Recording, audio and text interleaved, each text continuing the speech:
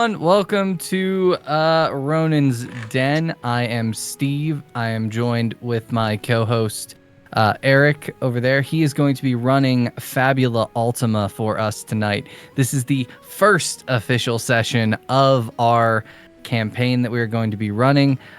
We have with us Tara, the wonderful Tara from TikTok. You can find her there. The awesome Spike, the comedian, and our great friend Anthony as well. They're playing Albel, Albel. Albel, Atlas, and Cyrus. I will be playing the elf Loncius. I'm going to hand it over to Eric and start us away. Okay. So, we're going to start with 5 years into the past. Albel is... Where are you? What's going on? You need to escape from where you're at. Why is that? Well, in the few days prior to the mad dash that she is now engaging in, and we're talking full sprint, down a corridor fully and completely lined in metal, clearly some kind of research base. She's not even bothering to look at the signs anymore. She's been here for so long. She has a notebook in one arm, and draped over her other are 6 strange-looking devices with a pod here, held to her chest, and then the other with strange, they almost look like a headphone jack on the other end. But this is a very large headphone jack, and some of them are still bloody. She is in the military base that she was returned to after the Bone Eater massacre. She and 5 of her companions and former, not co-workers, but squad mates, were the only ones to walk out of a massacre unharmed. And as she is running down this corridor with this strange metal device, and they're like 3-4 feet long, I would say. Let's go. I keep doing that to you. 3 feet long. She stops beside a trash chute where there's an active crusher in progress. It's the middle of the night. Of course they're crushing the trash now. They can handle the entire day.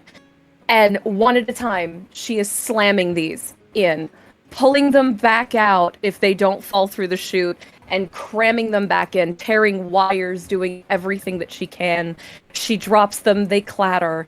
She looks over her shoulder in a panic, picks up more pieces, breaks them, steps on them, anything that she can, takes all 6 of the plugs, and races down the corridor again, where another 3 hallways down, she finds another compactor and crams them all in, turning them at all angles in order to crush every single component that these might have been.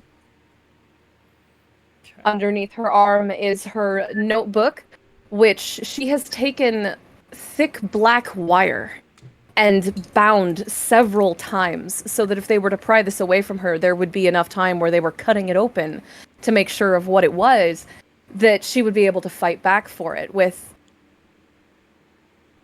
whatever, basically her bare hands. She does not appear to be armed.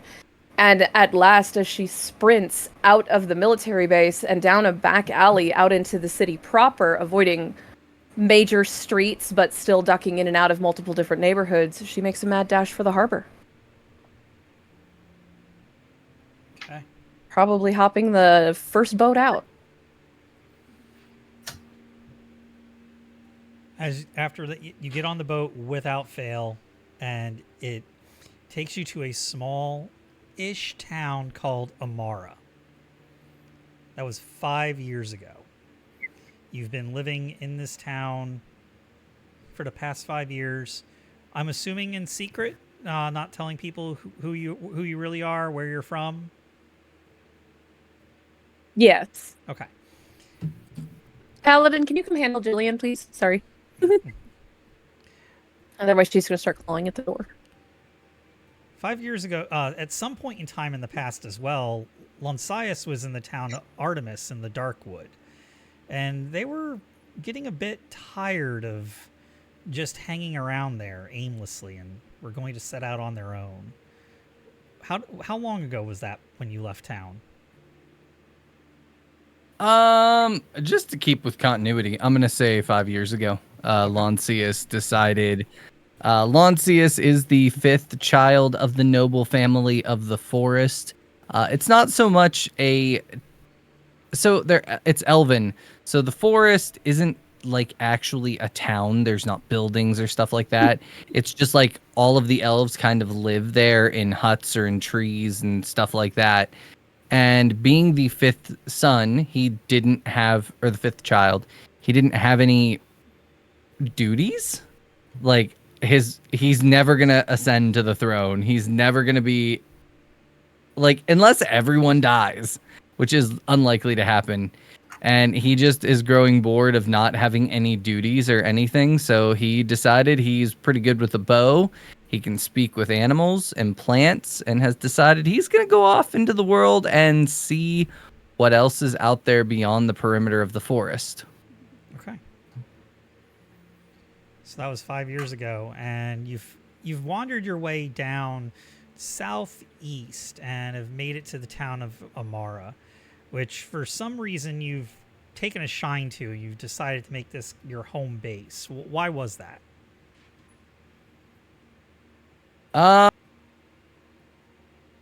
So it's a port town, right? Yes. I think it's because of the array of people that he's meeting there, and it's just kind of a hub of different people and all these different things you see there. Animals come in, food goes in. Like, it's just so much trade. He's seeing more of the world in this port city than he ever saw in his forest. Okay. We're going to continue going right to left. Atlas. You at some point joined a mercenary unit. What were they called? The Silver Lions, following in the footsteps of my father. I joined underneath Armand Lyons, who was the leader of it. We essentially did minor work for coin, some military work under Jersea, which is where we're based, and also was assisted by several other mercenary groups as we kind of went along our duties, just kind of collecting coin. My father, unfortunately, never returned from his adventuring group, and which was known as Avarice. So, essentially being the only breadwinner of the family, I was sending money home to my mother and getting letters back. And I'm actually on my way back to go to Amara myself, because that's my hometown. Okay. There's probably a train or a chariot that I can probably book with some other people who are scavenging back to their own home turf. Okay.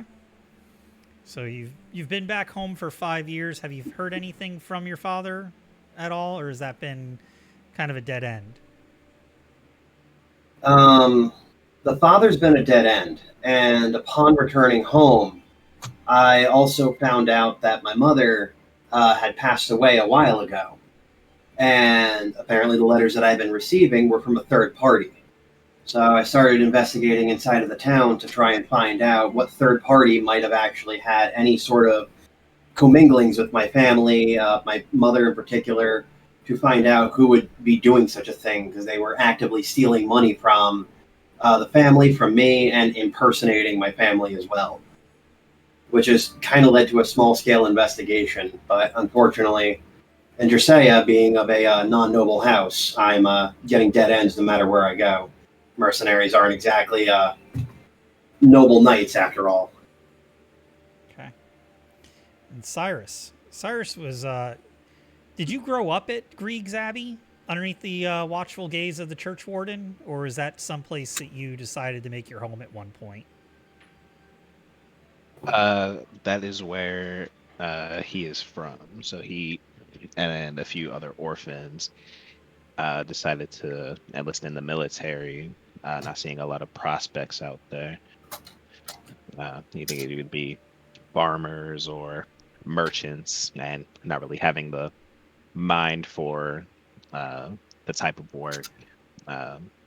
Decided to follow, the boyhood dream of battle and glory.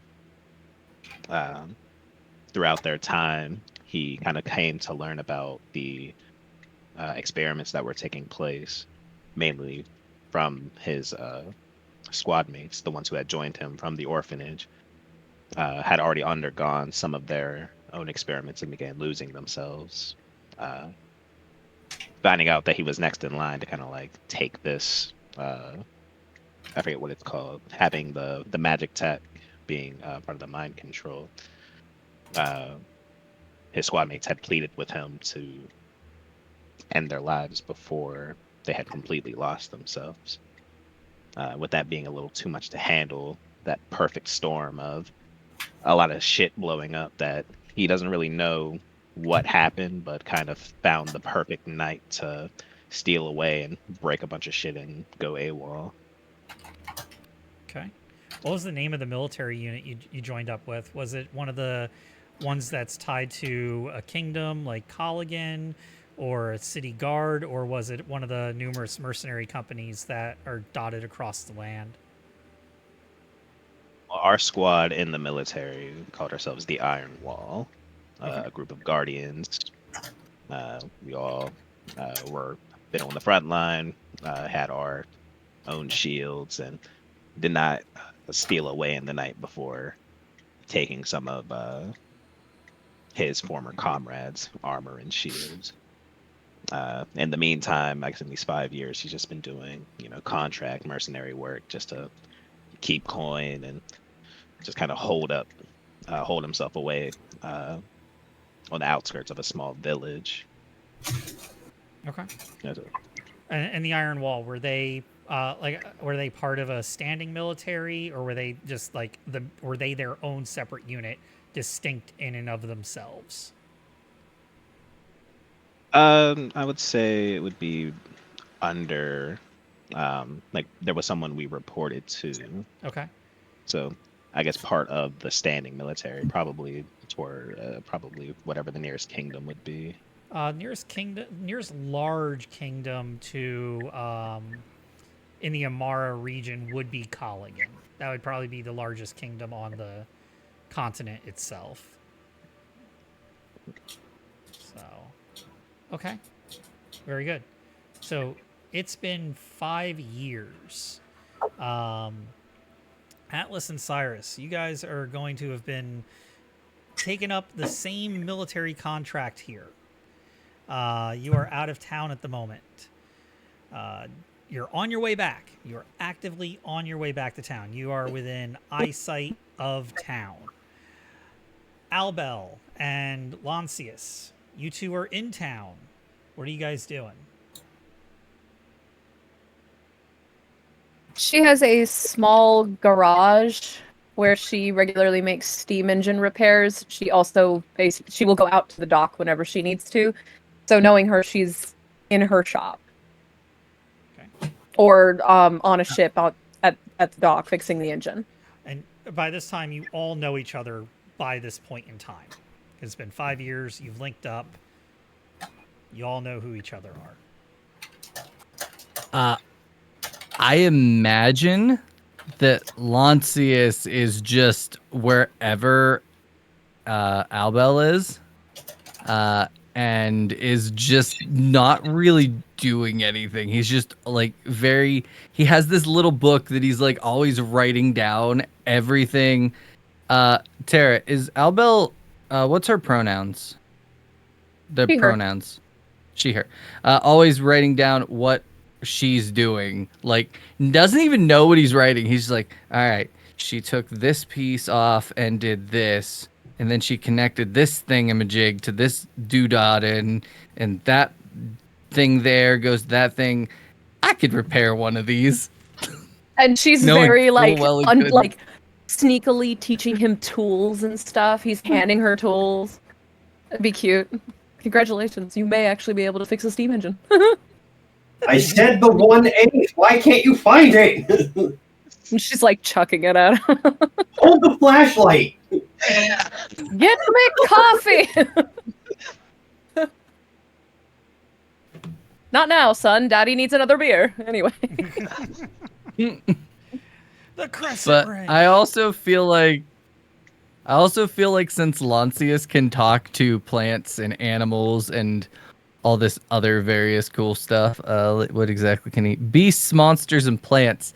I imagine anytime like rats or something get into the docking or like the garage, he's just like, "Hey, can you just leave before she kills you? Like, go away."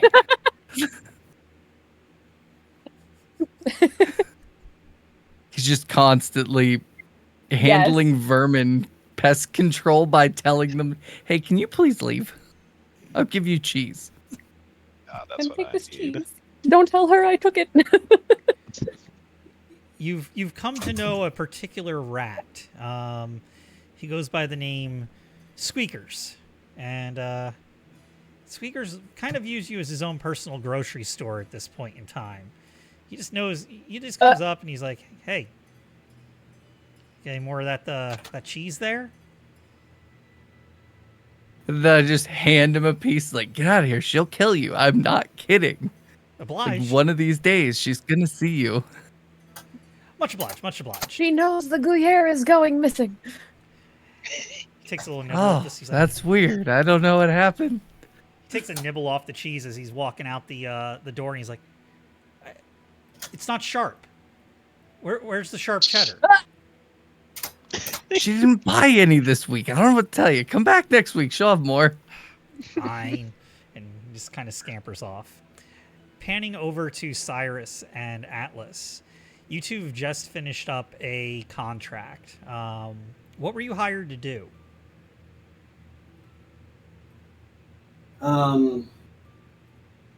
Probably a defensive contract. Maybe a bit of beast slaying outside of town.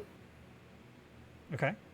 It's generally what I'm hired for. Outside the small village, I kind of, in a way, did pest control. Made sure some of the monsters didn't get so close. They didn't hire me for it, but they were good to me. So All it's right. just a skill that I've kept up. You two have a few minutes to role play between the two of you since you're together. On your way back to town. Town is within eye shot. You are close. So, was that your first time doing monster slaying for coin? You're natural at it. For coin, I do it. It was a small village, probably 20 miles north of here. Before I settled, I kind of stayed on the outskirts. There were a lot of children around. Them wander into the forest. I kind of just kept it safeguarded. So, you're still interested in doing protection work? I used to run with a group called the Silver Lions. I'm honestly debating on going back to them for a while now. Seeing if they can help me out and trying to figure out what happened with my family. Not really interested in joining with any group. The job's available, and if there's coin, I'm sure I can help. But I'm sure Armand will find something for us to do. I was honestly debating bringing it to Lancius and Albal as well. Maybe give them something to run around with. sure, there's components they'll be playing. They'll love to play with. I don't know if this tusk is good for anything.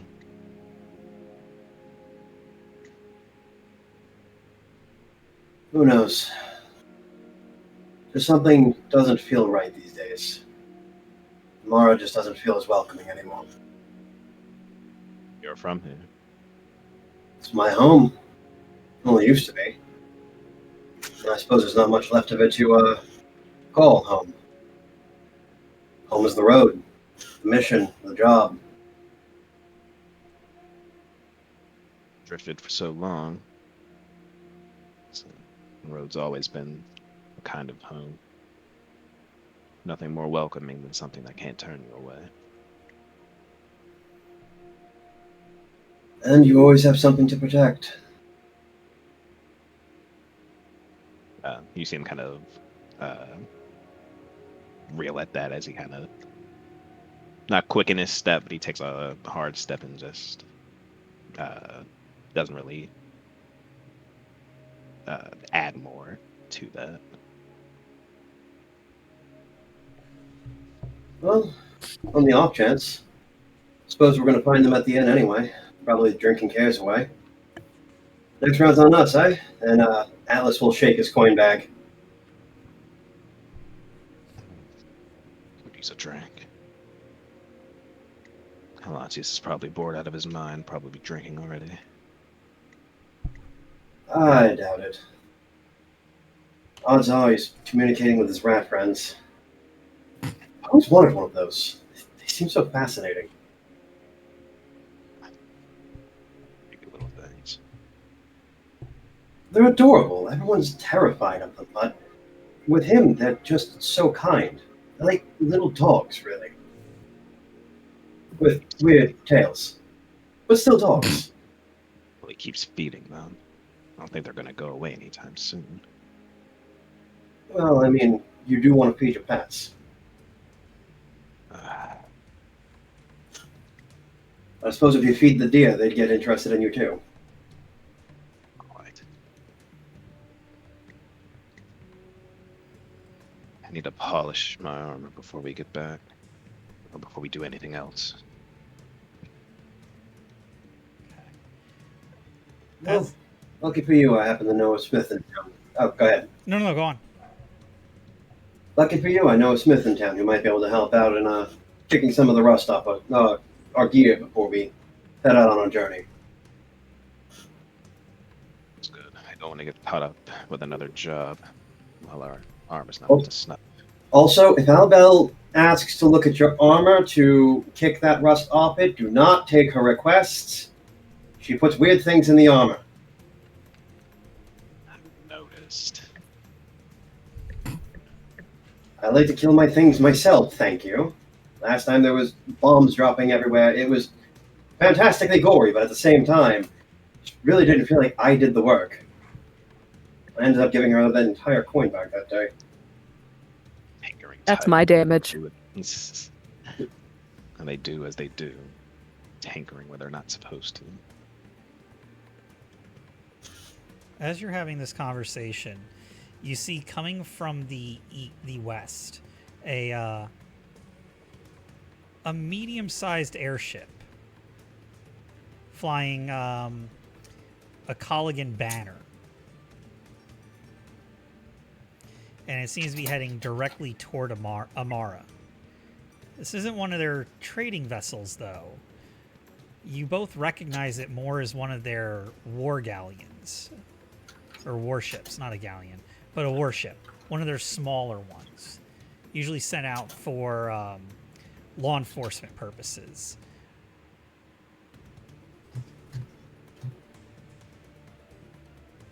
That might be concerning. Very.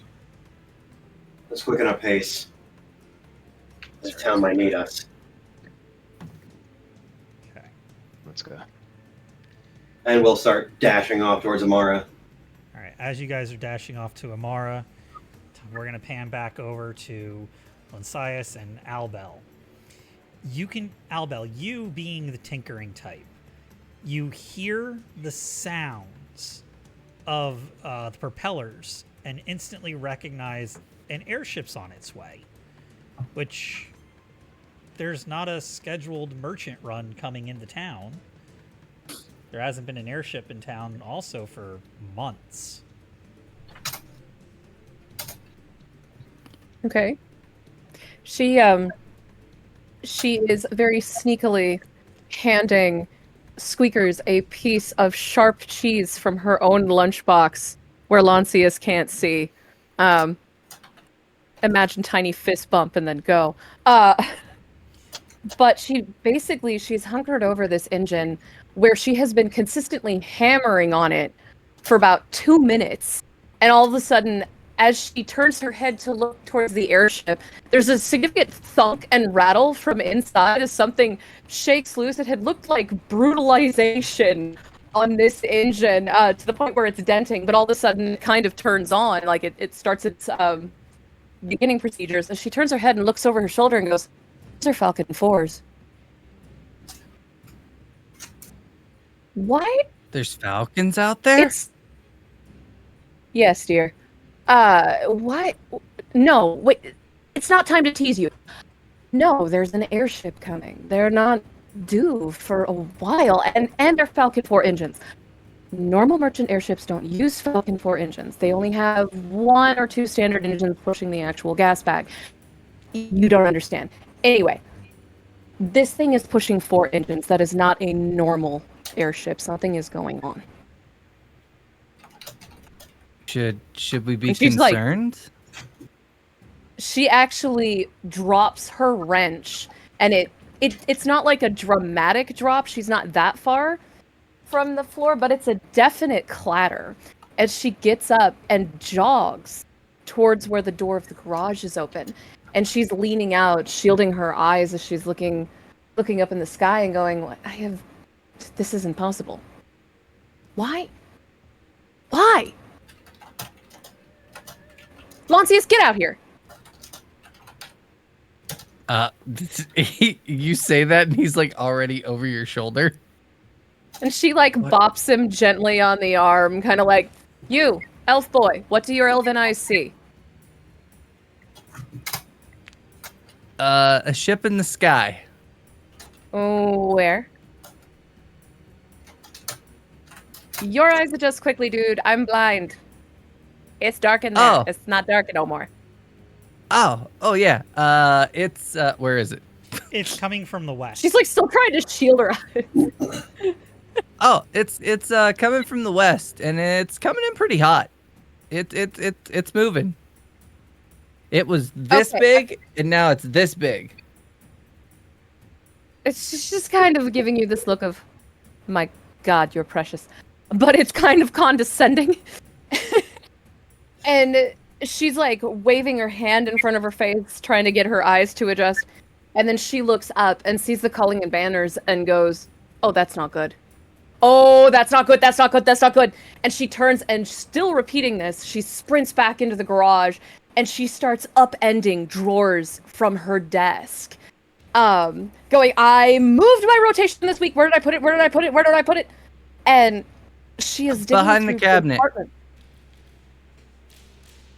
She stops digging through compartments, just slaps her hands down on the table, and then gives him this look out of the corner of her eye. Just, thank you. Wanders over, pushes the entire cabinet over. This clatter is probably being heard all the way around the block. Pushes the cabinet over, reaches in, and from a space behind the wall, pulls out that same notebook with none of the wires having been cut or moved in the last 5 years. And she's tucking it under one arm and slamming it into a satchel from within one of her lockers, and is running back out as she's slinging it over her shoulder.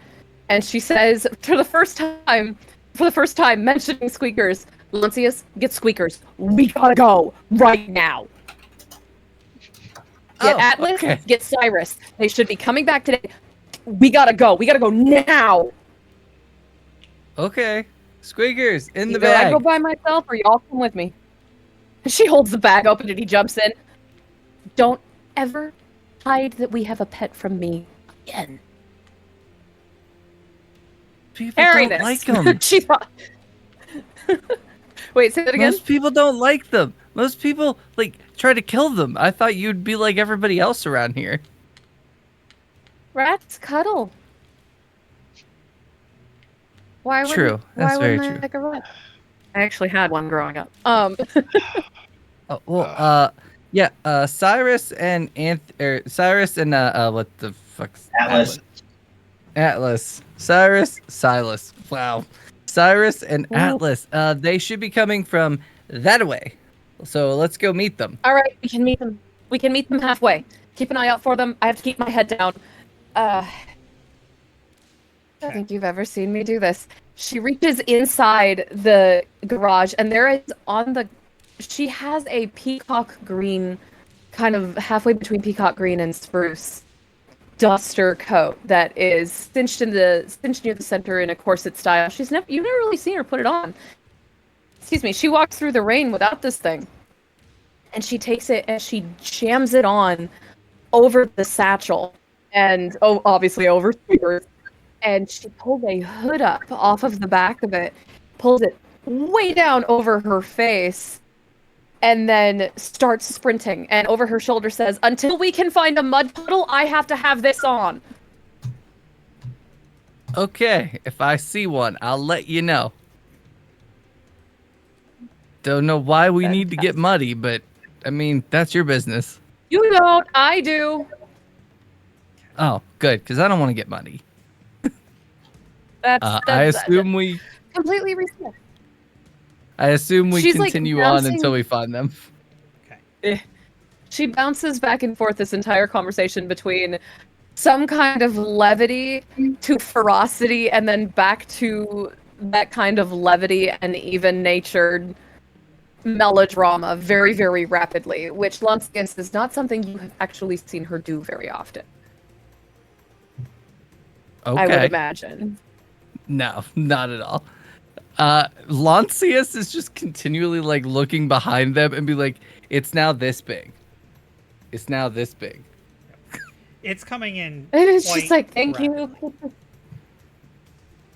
And she's, as they're running, as he is saying that it's getting closer and closer, she goes, "Lancius, I need a mud puddle or something that can effectively color my hair. I can't be blonde until we are out of Amara. I cannot be blonde." Technically, I can do that for you. Okay. Oh, Oh, did we just run into them? Yes. So you're approaching the direction that Atlas and Cyrus would be coming from. It's at this point that the airship is reached over town. It's hovering, and then 4 ropes drop off the sides and come sliding off the ropes, like rappelling down them, are 4 Kholigen guards wearing standard tabards with a large spear slung across their back and a crossbow on their hips. They hit the ground with a thud. They don't notice you right away, or they don't appear to have noticed you. Instead, they start walking up to the different merchants and people outside. They've split up between themselves, so one went over here, one went over there, one went over there, and they're showing a parchment. You can only assume that this would be some kind of wanted poster or something of that nature. As you see this happening, Lancius, you're the one who's seeing this because you're the one looking over your shoulder. Albel's looking out the other way. it's this big. Cyrus and Atlas, you all converge onto the same position. The 4 of you are together now. Directly behind you, 4 of Kholigen's guards actively going around circulating posters and parchments to everybody on the street, talking to people as they move on. They started from the west of town. They're sweeping toward this section. So while we were walking, I wanted to take one shield and kind of hook it onto both sides of my armor plate. Okay. So one in the front, one in the back, so I can cover myself and just an old cloak to hide my face. Okay. As she comes sprinting up, and it's very clearly her, because there are very, very few women, even in Amara, who sprint in 4-inch heels. Clearly, And- you live in the red light district. I mean, yeah. Uh, but you've never seen this coat before. You've seen it hanging, but you've never seen her wearing it, let alone with a hood on. And as she comes running by, and you know that she's military, she knows that you're military, but she's never really, like, asked what your rule is. And as she goes running by, there's almost like an alarmist note at the fact that she words this as "double time, corporal, follow." And she is sprinting and as you're keeping pace with her, and she is flat sprinting, she says, "Make me a redhead, pick a color, make it as unsexy as possible, we gotta go." Well, unsexy as possible is what you're getting then. And I'm going to use elemental weapon and strike the ground with earth, shooting mud all across the back of her. Okay. Okay. No rolls necessary for that because there's no chance of failures. So you spray her with mud with an elemental weapon. What exactly happens when you do this? Like what? I imbue a weapon. What attack are you unleashing here? It's just going to be a simple slice at the ground with an earth-based elemental weapon. Mm-hmm. And since I'm hitting the ground, it's not going to do any damage to her, but I want the earth to just kind of pull up and land on her with a muddy texture. Okay. And she just, I'm imagining this is cold. Probably. Just like, Okay. It is She just- straight from the ground. And I'm imagining it's all over the coat as well. Probably. Okay. She just kind of goes, huh? God, thank you. Actually, perfect. Let's go. That was also very You loud. hire me for efficiency, not grace. Oh, it was loud. Well, I slamming the didn't weapon. ask for grace. Oh, okay. I didn't ask for grace. I asked for not looking like me. Where y'all? Where are we going? That's a good question. Candyland, don't ask questions. Let's go. Okay. You know, I feel with the giant warship in our town, there might be a reason for questions. Oh, there will be plenty of time for questions later because there is quite a bit that you legitimately do not know about me that you might want to, but we don't have time for that.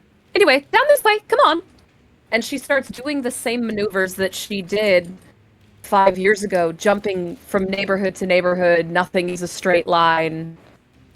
Diving out of the way. She has, in multiple back alleys, as horrifying as it is, she has stop, drop, rolled through more puddles to cover the color of not only her hair but her coat. Kicked off her shoes, traded out for a pair of flat boots that were in the satchel, stolen another pair of heels out of the red light district, and is still running. So I assume you have a destination in mind. Absolutely not. Only not here. Are these pamphlets being handed out like, you know, newspapers from a courier boy, or are they being firmly held in people's hands and like, do you see this person? Do you see this shit? it's more like Are there any you posted know, on any it's- posted? Is the dress gray or black? it's like this. You know, they're going up to everybody and they're going, you know, talking, On the showing it, scroll. and then handing it over, and then moving on to the next person. Which, by the way, I wanted to say earlier, that elemental weapon attack was loud. That was not subtle at all. Somebody give me a roll an insight and insight check. So what that's gonna look like is you pick your insight die, whatever that is on your character sheet, and you're gonna roll 2 of those. And let me know what you get. Is that the IP? INS. HP? No, it's under attributes and status effects. Oh, Insight is one of your abilities. I see. I feel like since Owlbell is focused on sprinting, Atlas has cast this. Since I'm really not magical, I would be wanting to look around. Go for it. Yeah. So my insight is a D6. It's a. You say roll twice. Yeah, so roll your insight die. Roll 2 of those dice together, and Foundry should do the math. Add 'em up. Yeah, Foundry should add them up for you. Oh, Are you in Probably Foundry? gonna try. I. Okay, so it's a 9. 9. All right, next person. We're looking for a 10 or higher. Oh, we're all rolling them? Yeah. Well, whoever's doing the I'm paying attention to Oh, things shit. that's going on. I'm Oh, that would be. see if I can grab a. Ooh, Yeah, There we go. I'm trying I to got see a if 13. posters. You got a 13. That's cool. I like. I 13. sure did. Spike notices nothing. Just proud of myself. And you get a cookie. I think I did that louder than the last time. I always like to make an entrance. All right. Now is not the time for entrances, my love. It is time for exits. So, Dragon, What? you notice the following. They spotted when that ground strike happened. They had turned. They saw. They pointed, and they started giving chase.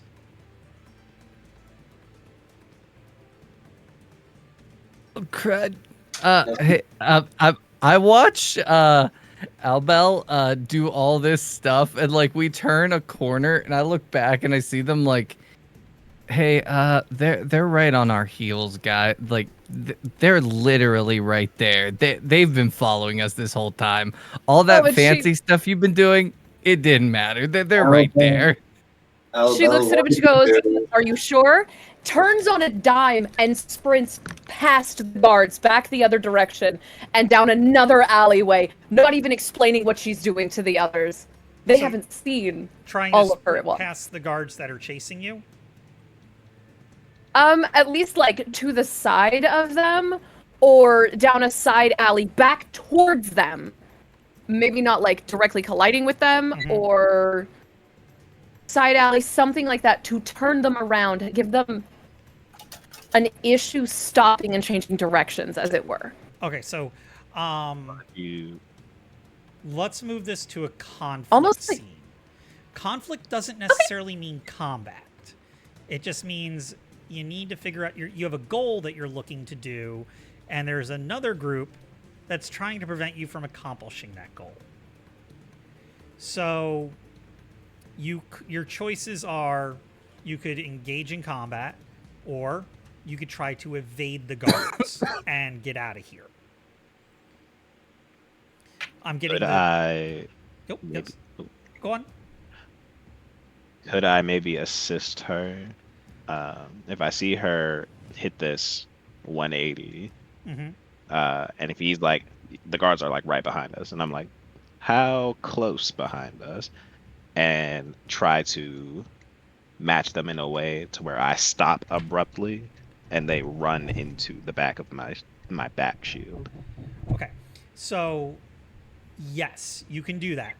Let's hold that thought, and I'm going to give you the two different ways that you can approach this scenario, because this is our first game of Fabula Ultima together. Some people first time playing the system at all.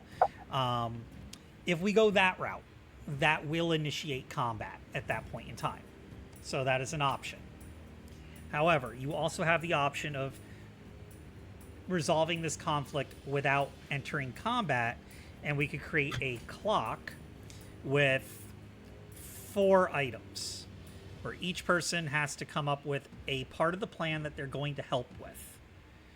And we'll figure out, you tell me what you're looking to do, like what your part of the plan is to evade these guards getting through the streets.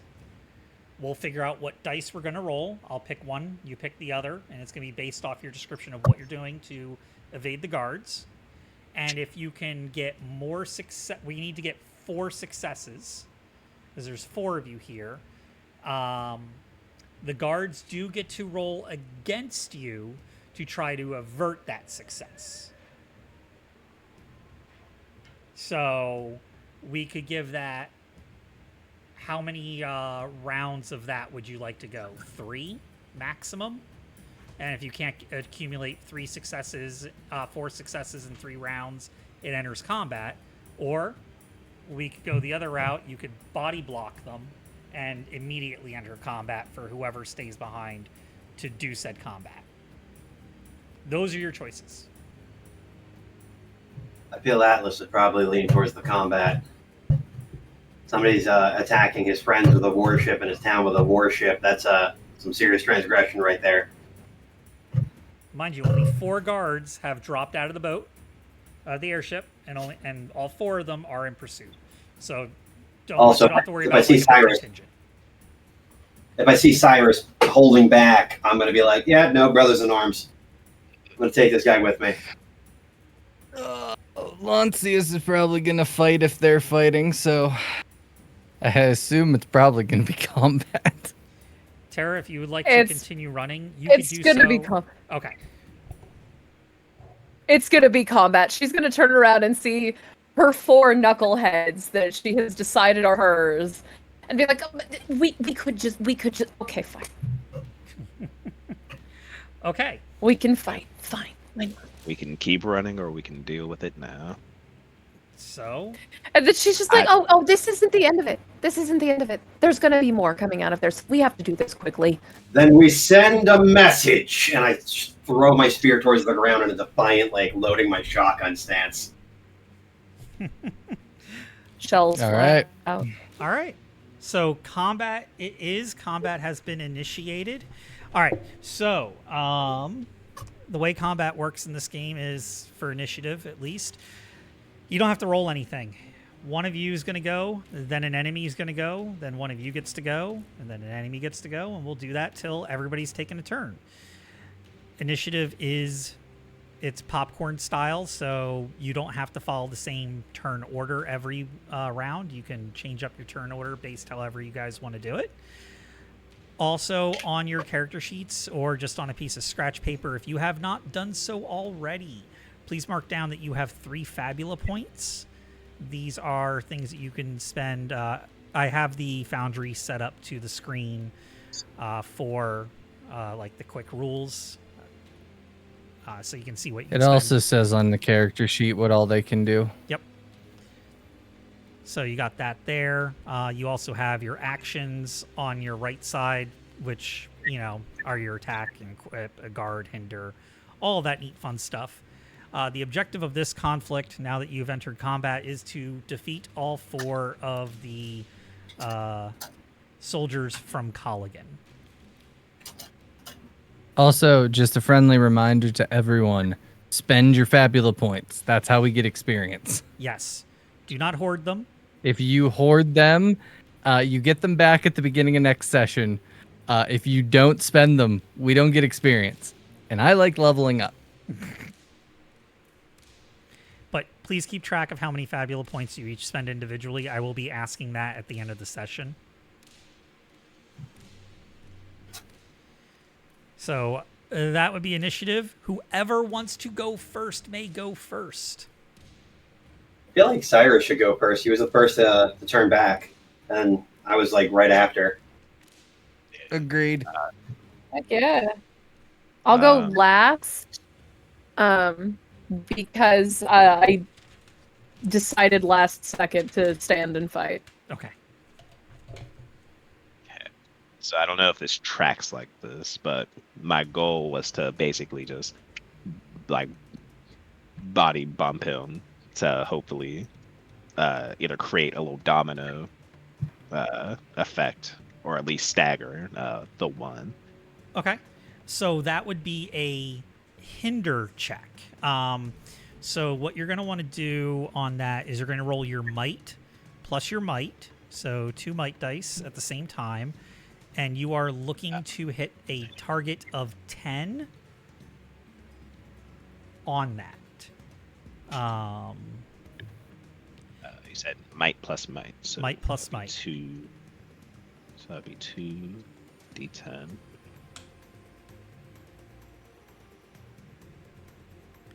And you got an 11. So the one you hit, you have the choice of inflicting one of 3 status effects on them. Dazed, which dazed will reduce their insight die by 1 die pool, 1 die size. So if they have a die 8, they would go down to a die 6. Shaken does the same thing for willpower. Slow does the same thing for dexterity. Or weak, which does the same thing for might. Keep in mind that all dice checks are done through those 4 ability scores. So I'll put slow on him. Okay, so one is slowed. That'll hold until the start of that particular one's next turn. 2, 3, 4. I'm just going to make a little checklist of these guys on my scratch paper. So for the next round, they are going to be slowed.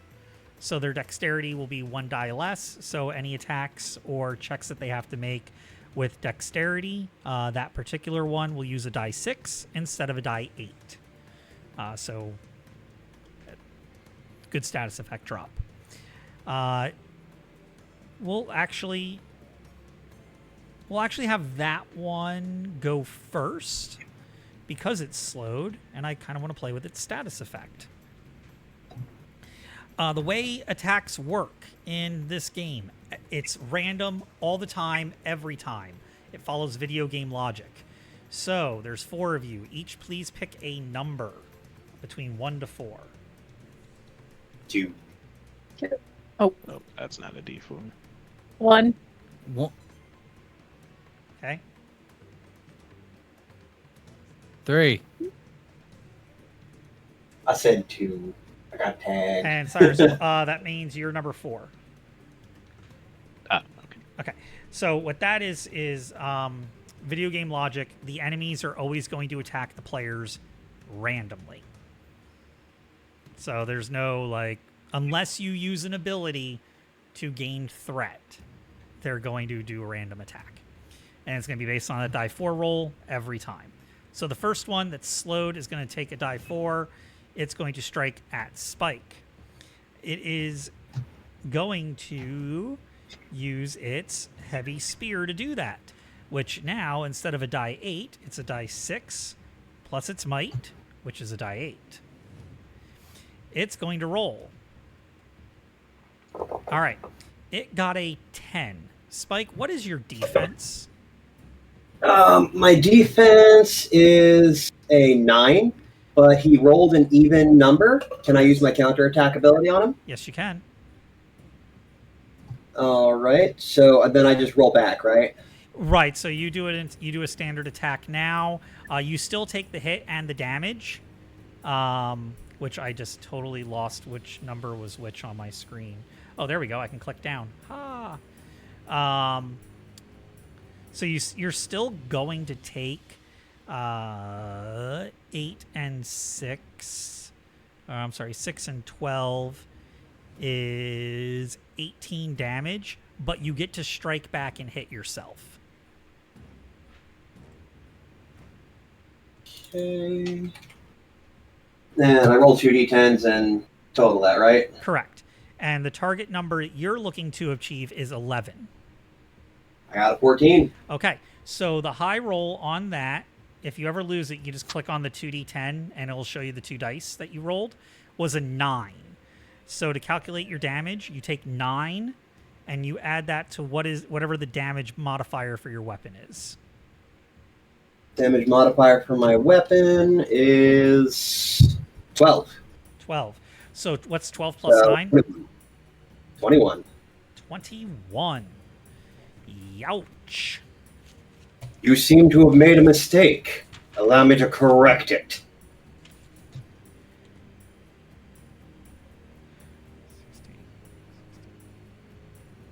Awesome. All right, so that was a counterattack. So one of you still gets to go next.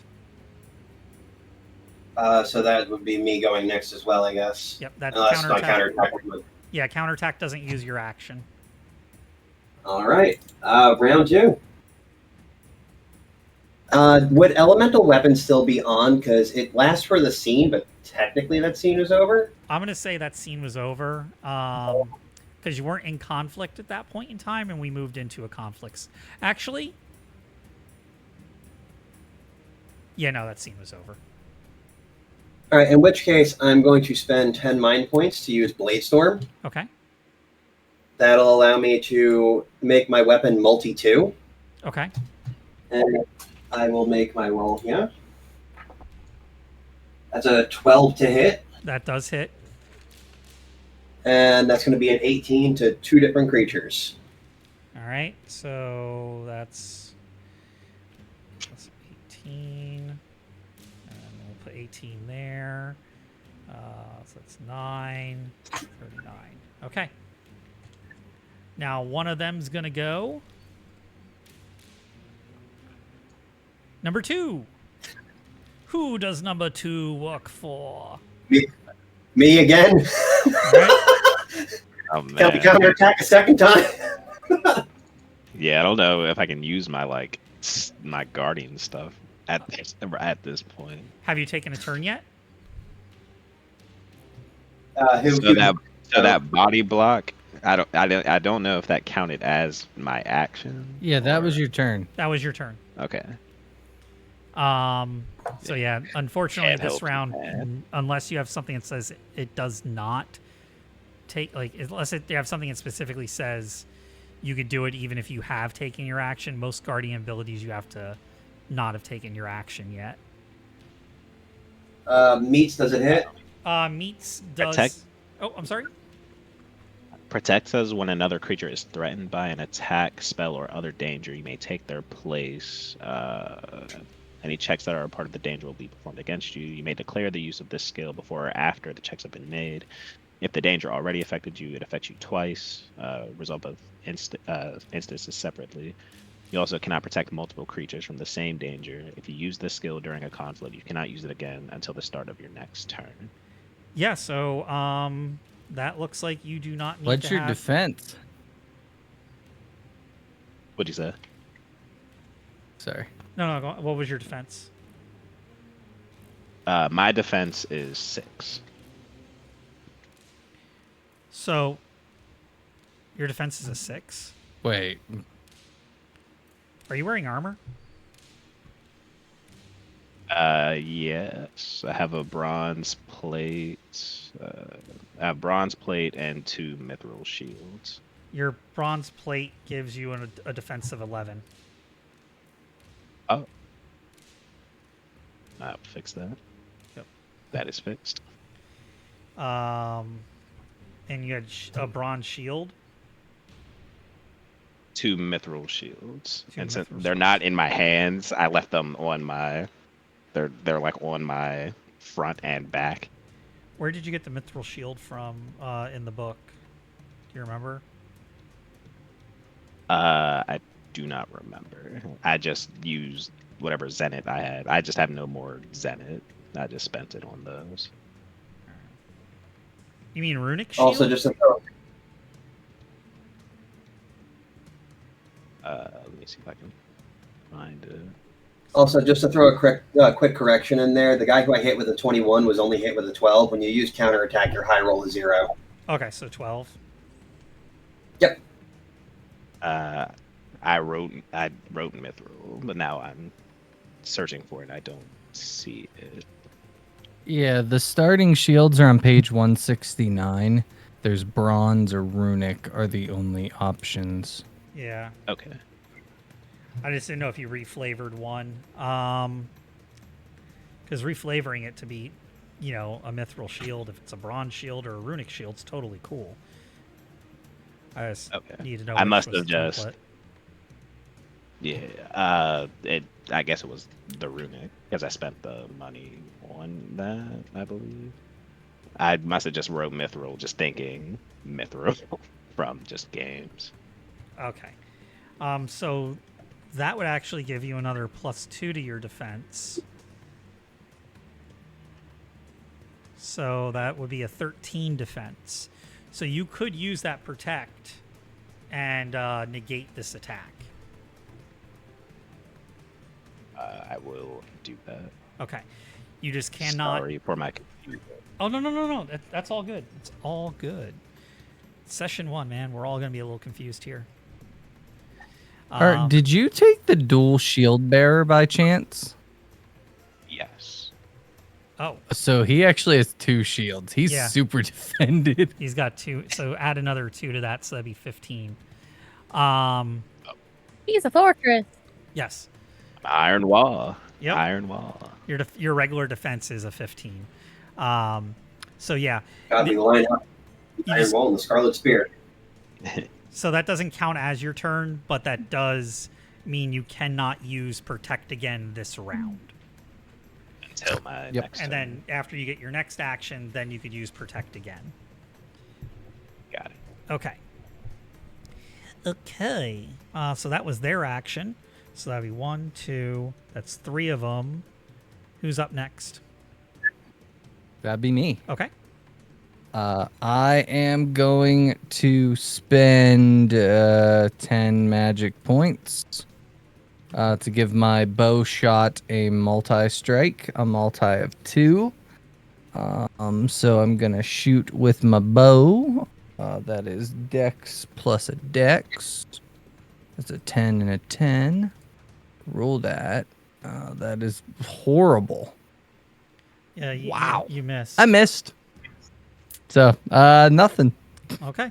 And the last one is going to go. And they're going to hit I was number waiting for that to 4. be. Huh? That is me. I was waiting for that to be a 2 again. I was going to be like, do we have to talk? Hey, man. Foundry's Foundry. It's a 15. That meets your armor class, so that hits. Meets it, beats it. Meets it, beats it. So Man, that's tough to hit you. yeah, it is. So the high roll was an 8. So 8 plus 12 is 20.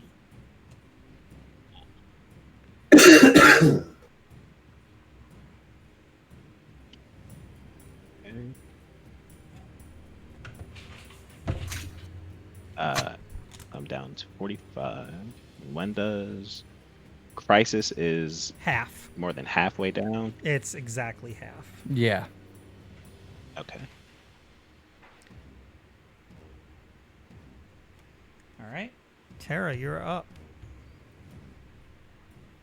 Do we know what the street around us looks like? Describe Like, it. if I wanted, okay. By now I'm going to think that she's run through a few districts and has found herself down near the docks. Okay. So close, in fact, that they are still moving barrels and things up and down using ropes and pulleys. And as she is running back into the fight, she is going to look one of these guards dead in the eye and slash out sideways, cutting one of the ropes of barrels to bring them down Can I on spend top of the guard. Can I spend 1 Fabula point to put a duck on top of the barrel that comes down, that just as the barrel falls goes and then flies away? No. I need that for my mental health. Oh, okay. The reason you could if it was your turn, if you hadn't used your turn, sure, but no Fabula points for ducks to go quacked. There could be a duck though. I will just say that the duck is there, and it's gonna go quack. So you don't need to spend the point on it. That'll just be a thing. Very good. Okay, so the goal is to hit these guys with the barrels.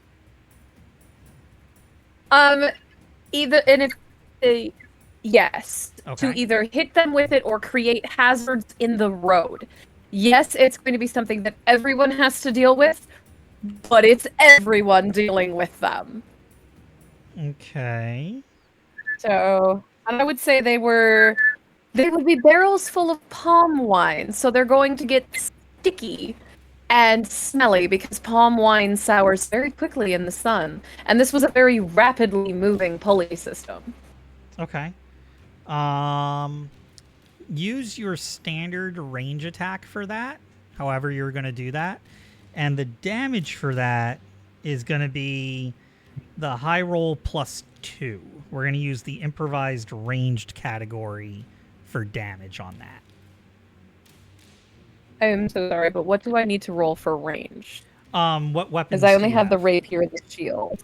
You only have a rapier. I have a and rapier shield. and a shield. And And it's a buckler, it's a buckler. so she could even throw bash that. it So- with the corner of the shield. Ranged is typically dex plus dex or Yes. dex plus insight. from what I saw with all the So- weapons. Do you have any It's spells? a standard D8 either way. Yeah, do you have spells? No, I'm sorry, I just got a photo of this and it's not clear enough to send to you. Oh, it's okay. I'm a Guardian and Tinkerer right now. Well, first Okay. Tinkerer, then Guardian. With the option to add later, which might be an Elementalist. But let me see. All right, Yeah, it's just 2d8 right now. So let's just say that you have some sharp implement from your garage that you haven't discarded yet. And you're going to throw it, and that's I what's have gonna a cause healed this. shoe. You'll be shoeless if you do that. But you could do that. We'll Oh, just okay, say that's fair. some implement that you have is what you're going to throw. So you have the appropriate item to throw and cut this rope. It could be a little. It could be like a dagger, like a workshop knife, something. The How something do I is roll 2 unimportant. of these? all right. So on the bottom of How do? Foundry, There we go. Yeah. I just figured it out. I'm sorry. Oh, it's all good. That is That going to succeed. is, I think. Yep. We're going to go with Woo! standard for 10 on that. So that's going to do its thing. Okay. And the damage that they're going to, I'm going to say that it's going to hit all of them. And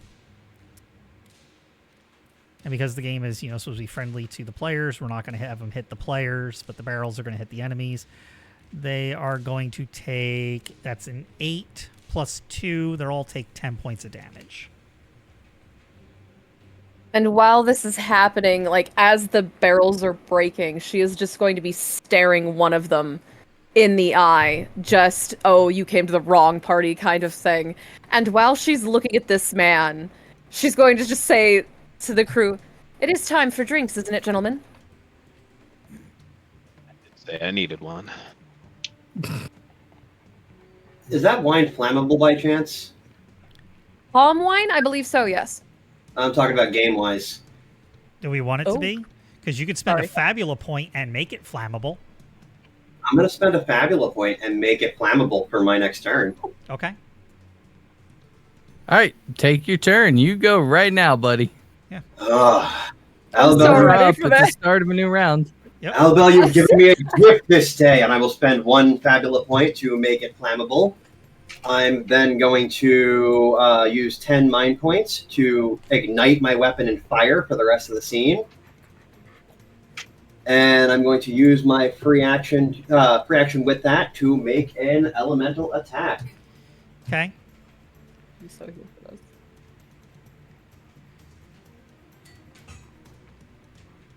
A 9. So here. Can I use another Fabula point to reroll my stuff as a mercenary? Yes. Yes, you can. Are you attacking the enemy or are you attacking like the puddle?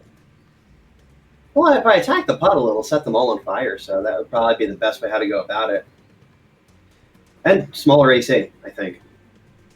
Well, if you're Small attacking defense. the puddle, I'm just gonna say the puddle. It's just like everything will catch fire. That stuff will catch fire. It'll be less damage overall because it's only going to do a small amount of fire damage. If you hit just one, it will catch fire, but it'll do its normal spell damage, and we'll say it has a sustained dot effect of 2 points per round until extinguished. And if I just hit the guy in general, I'll do my damage plus the fire damage by chance. If you just hit the guy, you're going to do the actual skill, like whatever damage it does, plus a 2 point per round dot until extinguished. If you just hit the puddle itself, we'll just say a non-high roll, like whatever the spell damage is, to the whole round, to like everything. Like just base damage. And it'll flare In which off. case, I'll just do the base damage because that's still 4 guys taking dot damage. And like, granted, I can like critically wound one guy really, really bad, but I could also kill that guy and immediately, delete what I did. Okay, what's the base damage?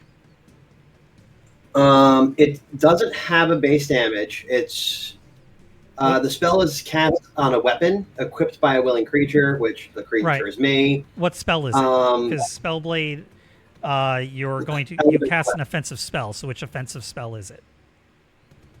It is elemental weapon as part of the elementalist school. All right. Let me take So it just changes my damage type to fire. Okay. So let's just do your base weapon damage. Okay. So same rolls there. The high roll was an 8. And then the So we'll the just weapon do it. is a 12, so that's a point. Yeah, we'll do it just like your multi-strike. So 12. It's okay. So if it's just multi-strike, it's just 12 from the Okay. weapon. Yeah, we'll just do the 12. Actually, you know what? Go ahead and roll it. Let's make it really cool. You want me to just use the? Yeah, You want me to use the old roll because I got an 8 sitting there. Yeah, let's do that. All right, so 8 plus All right, 12 is so- 20, right? Yep. All right, so whoosh, fire shoots across. The one that Cyrus bashed into with his shields and slowed just immolates, hits the ground, burning. 20, 48, 32, 32. May this be a pyre to your mistakes. Don't let it happen again. The other 3 just look like they're in rough shape, like really rough shape. Running is the 4th option, boys. She's going to just lean over to Cyrus and go, "It looks like bacon's back on the menu. Bye!" And then she cheeses it. We'll catch up. She cheeses it. Okay. The guy that stabbed me, He's down. for some reason I thought I had to. Oh, he's oh, okay. He's Because I done. could study.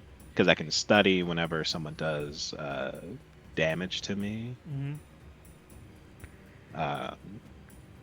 But if he's down, then Well, it's so here's the thing. Because it's session 1. We're all not like the greatest with the rules yet. You would typically do that as you got hit, but let's go ahead and just do that study action now. And we'll get you that info because that's something that I'd like to see you guys do throughout the campaign is use the study action. Are you familiar with how to do that? Rolls. I'm looking at it right now. Okay. So I make insight plus insight. Correct. My insight's not great, but I'll try. And I can get basic, complete, or detailed. Yep. There are encyclopedic knowledge. There are 3 thresholds. There's 10, 13, and 16 for the amount of information you could get. Because you're military, you're ex-military, and you have a military background, and these are obviously military-type units, I'm going to give you a +2 bonus for this as well. Okay. So really all I want to see is, I guess, what kind of standard issue armor they have, and look for like their weak points. Okay. So what's my insight? This 2d6. It's 9. Are they wearing like plate or +2. leathers? Plate and chain. So +2 is 11. Underarms, usually. So you will be able to get the following information. They're human, at least in appearance. They're definitely human. Their maximum hit points is 60. And they're rank 5. As far as physically what they're wearing, it's Kholigen gear. It definitely has the sigil for Kholigen, but it also has one, they're wearing a pin on their one shoulder. That's kind of like an epaulet on that one plate. There's an insignia there that you do not recognize personally, but it's not Kholigen, and it's not from one of their other, from any of the units, like the individual divisions that you're aware of. Interesting. I think I'm gonna try this out. and provoke one of them. I guess while they're on fire, they're already pretty, They're They're already. already pretty upset. you had insult to injury. Let's go. Now, I'll go ahead and. Oh, yes. I was going to say, normally study is your action for a round, but because we didn't do it last time for that ability, you still have your action. Okay. So I'll spend 5 mind points. Okay. To perform an opposed might plus willpower. This is. Okay. I'll kind of get up in his face. Kind of grab at this. Not lapel, but this. The shoulder plate. This little symbol. This little symbol, and I say, "What new master are you serving?" Yeah, let's do that die roll for that. I like might and might. I can do might and might. I like might and might for that. One, you're trying to physically grab them. You're a big burly dude, and you're trying to intimidate them.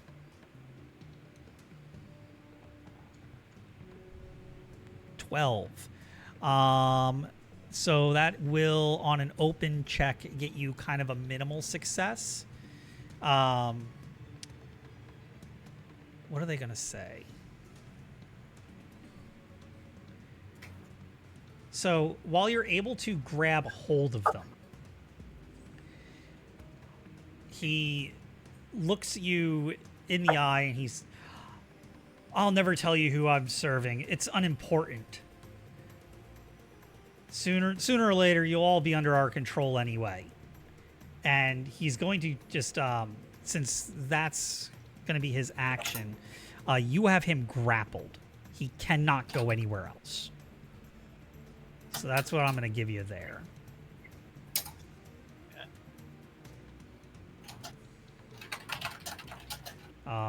One of them's going to go.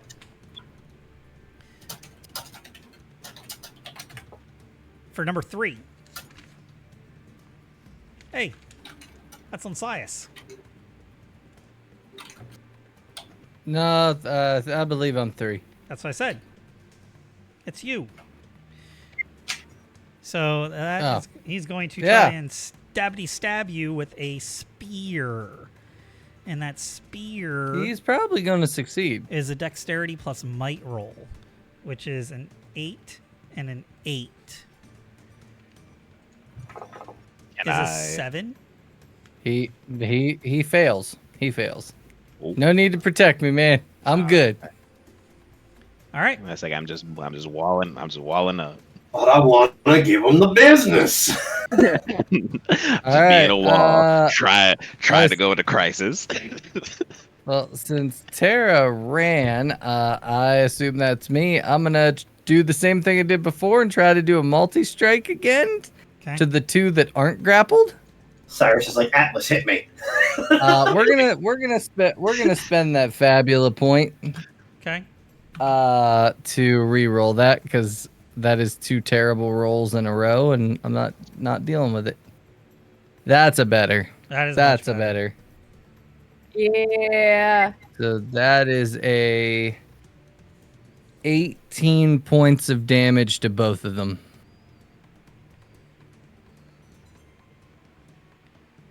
All right, so you drop another one. The other 2 are in crisis, but the one is really not having a good day. Like, one of them's in, like, they're both in crisis. They're both bloody and beaten up, but you plug the other one and it barely, and burnt, crispy, and the arrow sinks like in its shoulder, a couple more inches over, and it might have pierced its heart. So close. Next one is going to go.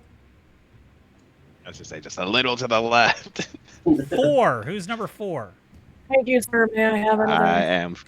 I am full. You're 4, so it's the one that you have grappled. You're full. So the one that you have grappled is going to try and this is the one that's not quite. This is the one that's having a bad day, but not quite as a bad day. He's going to try and bring its spear up on you from the grapple point. You're full of villagers. Get stabbed harder. It's like, hit me. Stop trying to hit me. Stop trying to hit me and hit me. Negative, Ghost Rider. He is not going to hit you. So that's them. I spent a fabulous point to make him re-roll. Hit me. All right, that brings us up to the top of the round with whoever wants to go and do any actions. I'm feeling frisky, but if anybody else wants to take it. I was gonna I wonder. fuck this guy up. I wonder if I can. Go for it. Do it. You can. What were you saying, Tara? What, I'm what like- were you saying, Sarah? I'm tempted to find like a couple of raptors pulling a wagon and scare them in your direction. More chaos. I'll spend the point to do it if you guys want. We do love chaos here. Have you seen what we've done with your chaos? Do more chaos. I will happily go find a pair of raptors pulling a wagon and send it careening your direction. And I Actually, I'm going to be driving it to pick y'all up. Oh, I was going to make a fabulous point to put some more flammable liquid on it so that I can. Listen, we can light the chariot. tires on fire. It's fine. We can light the tires on fire. Should we do it? Oh, absolutely. All right, let's do it. I'll go steal a wagon. I'm gonna take this guy that I have, and after he says what he said, and I said, well, if your leader is as weak as you are, I don't think we're gonna have a problem. And I take the shield off of my back and take him and just like body slam him, just on one of these barrels. Okay.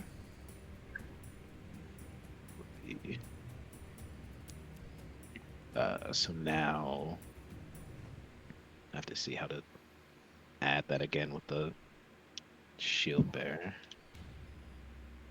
Might plus might. Just might.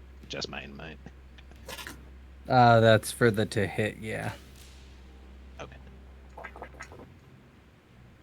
Oh no. Why would I roll so bad with 2d10? But you could Spend the use fabulous fabulous point. point. Can Fabulous I, point. Good. So- Session. with the bonds, invoking a bond, we haven't created a bond. You haven't created bonds Right. yet. No. So I can't add that to anything. No. No, I but don't you can believe spend that. one to just re-roll your dice. Oh, okay. And you can also choose one die to re-roll because you did have a good die in there. I think. Mm-hmm. Yeah.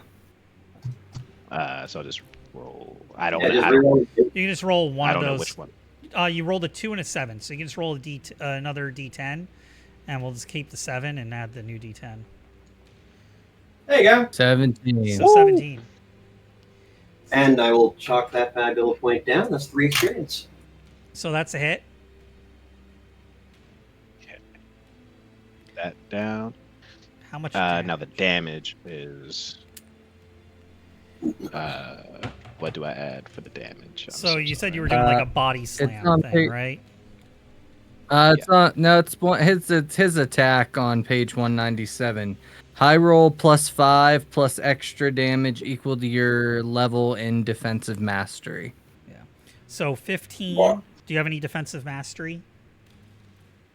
I should have 1 defensive mastery. God, where's 16. this So page? then 16. Plus 5. You said. 16. Yeah. total. So your high roll, which was 10 plus 5 plus the 1 is 16 total. Oh, okay. I think that's it then. Okay, so 16 and 32 is 8, 48. All right. Damn. These two are bad. They're in bad shape. One of them's going to go. It's going to try hit at you at 4.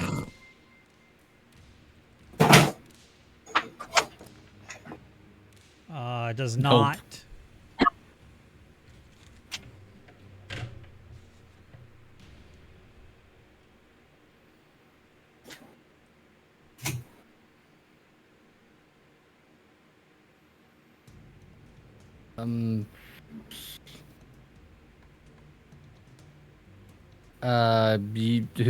Who wants to go? I'll take it. Alright. Tara had her hand up. Tara had her hand up. You go. Okay, do I have to use a Fabula point to re-roll, or can I just use it? You can just use the Fabula point to re-roll if you want to re-roll a die, but what are you looking to accomplish? Because it might just be spend a Fabula point to alter an existing element or add a new element to the story. I want to find a wagon full of raptors that I can steal and run back in the direction to pick them up and or trample the remaining soldiers. We're not getting out of here on foot. Yeah. There's no way. We're not going to be fast enough. Spend the Fabula So point for it. I mean, I'd like to try that. Yep. All right, I'm spending a Fabula point. That's the alter the story part of Fabula point expenditure. All right, cool. I can't wait to whip a die attack and spend a Fabula point so we level up this session. Hey. All right. So,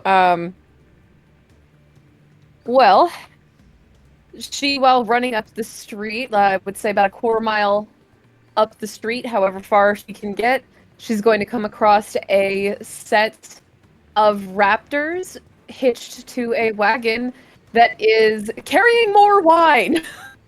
Different kind. Actually, let's go for bourbon this time. Carrying cases of bourbon. While they're being offloaded, she is stealing the rest of the shipment because it's still in the wagon, and she is basically scaring these raptors into action, sending them charging back down the street. People are screaming, diving out of the way. The raptors are very upset with her and roaring a lot, and she's holding these reins going, "I'm sorry, babies, I'll let you go, I promise." While she's coming back towards them. And this is very loud, I would assume. It is pretty loud. We'll say you arrive there at the beginning of the next turn. So we'll give everybody one last turn for this. One of them's going to go. And then it's back to you other 3. Number 3. That's me. Pokey poke. You ready to protect me, boy? I got you. Hey, protect me. Protect me. I got you. I will stand up off of the smoldering barrel and just not even like really looking at wherever it's coming from. Just have it hit off one of the shields. Dang, damn it! Yeah, my defense is only a 10, so. Oh. All right. I will go because I actually didn't go this round yet. Okay. So I am going to spend another 10 magic points to multi-attack yet again, shooting my bow at the 2 remaining people, and I'm going to get a whopping 9 and a 6 for 15. So that is a 10 plus an 8, 18 points of damage to both of them again, where I just I draw 2 arrows at the same time, kind of sideways, and just launch. Nice. All right. And how much damage is that to each one?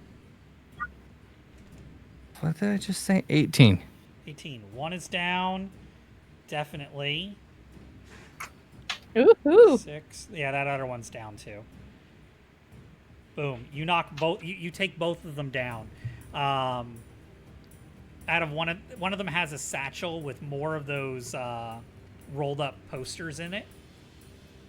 As they hit the ground, this is when Albel shows up with the cart. At this point, just as those arrows hit, they hit the ground. Those posters go poof, fall out. Oh. I'm gonna grab one of the posters and pocket it as I jump onto the cart. A good idea. And as she pulls up with this cart, she goes, "Okay, boys, I know practice must have been fun, but we're still not going to McDonald's afterwards. Let's go." I want to rip all of the symbols, all of these new symbols off of them, and Okay. hop in the car. All right. She's going to look over their shoulder before any conversation can really start and say, "I know the raptors are nice, but we really do need to get rid of them. Plus, they're probably very tired right now, and they're going to keep yelling for a while. So, any ideas where we want to go?" They want to eat you. I wouldn't let them off while you're around. "Oh, that's why we run. They'll run off into the crowd after other people." No, Plus, they're very mad at trained. they're very mad at you. Apparently, you hit them. Well, yes, that's how reins work. I don't want to do it. Trust me, I hate what I just did to them. Do you think Okay, they well- wanted to pull all of this bourbon? They don't even like the smell. Bet you dollars to donuts. Just take like a meat ration and throw it to these raptors to Dude, I hopefully would. satiate them. Wait a minute. Wait a minute. She's going to look at him and go, "Didn't we cook a whole bunch of, what did I call it? Bacon back? They can have that." Uh-huh. Fair point. Well, are we Grab a gonna body. let them eat the dead bodies right now? Or are we gonna get out of here? Like, I thought we were running. What are we doing? Just throw a body in the cart. I'm We gonna have take one of the to ditch bodies. crowd anyway. I'm gonna take one of the bodies and sit in the front of the cart with the body on my spear like a fishing pole, and we're just gonna run out of the town like that. Carrot know- on a stick for raptors. Oh my god.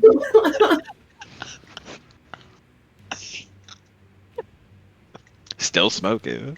They can eat as many people as they want as long as they finish quickly and run out of town. Otherwise, Cooked with the precious alcohol. Let's go. let's go. She's like not finishing the sentence. She's like, "We're gonna go now." We're booking it, Eric. Okay. So you're booking it out of town. There nothing else, no other guards, nobody else appears to be giving chase. You have the raptors and the cart, so you can move at a pretty decent pace. You guys are free to talk through what happened and all of that stuff now. I want to ditch the cart pretty quick, and like get off into the wilderness as fast as possible. Well, they are So- so good Hey, girls. were we- They've gotten us this far. I was gonna say, were we pretty close to like the edge of the city, or You is can this a be- big like kind of town, or I don't know. What is it, Spike? This is your hometown. As What's far nearby? as How big is the city? Small, medium, large? It's a port town, port city. What's in the immediate vicinity, like right outside the gates within a short distance to ditch the cart? there are a couple lumber mills that sit outside of the town. That would be a good place to drop them off. But if we're looking to make them happy and contented, I would say drop them off at the meat traders. Given our state of night, people have probably gone home already, and you're going to have plenty of jerky just hanging out in that place. You can break in, let them go nuts, let them be the morning shift problem. You know how night shift is. Like, come on. Yes, as long as we agree that they don't get killed for it, we can do that. Well, Because I my don't know what's going to happen to them after the morning shift gets here. My odds are they're going to attack the morning shift, or they're going to flee, or they're just going to be too bloated from dried meats. we could just tie or them they'll off be in the good fence. children and go home to their comfortable paddocks. Leave Tie the them off door. in Good, the they've fence already so done we can enough get for us on. today. Raptors, what do you I just start talking to them in like raptor growls. Just What are you guys gonna do when we let you off these reins? We're gonna go back to Old Man Johnson's. He feeds us, and he doesn't You're not hit gonna me kill like some muddy-haired wrench thrower. We'll look over at Cyrus and go, I didn't know Lonzio spoke Chris Pratt. If we let you off, They said well, the famous can we druid. just keep you attached to the wagon while you go back? Like, are you like? Can we just hop off and you guys go? Yeah, sure. That's fine. Just don't let her hit me again. Oh, okay. Everybody off the wagon and don't hit him again. I take I'm two not barrels. gonna hit him again. I take a barrel on each shoulder. Looks like I look over at Cyrus and go. Looks like I was wrong. The alcohol was on Albel this day. Keep some coin. You're welcome. I just usher everybody off of the wagon quicker and watch them run away. We'll decide if we're welcome afterwards, Albel. What did you do? Not here. And then she just takes off again as fast as she can. Running once more. Cyrus, catch. Either I throw without him. running or with. I mean, if we were gonna go farther, we should. Why would keep the?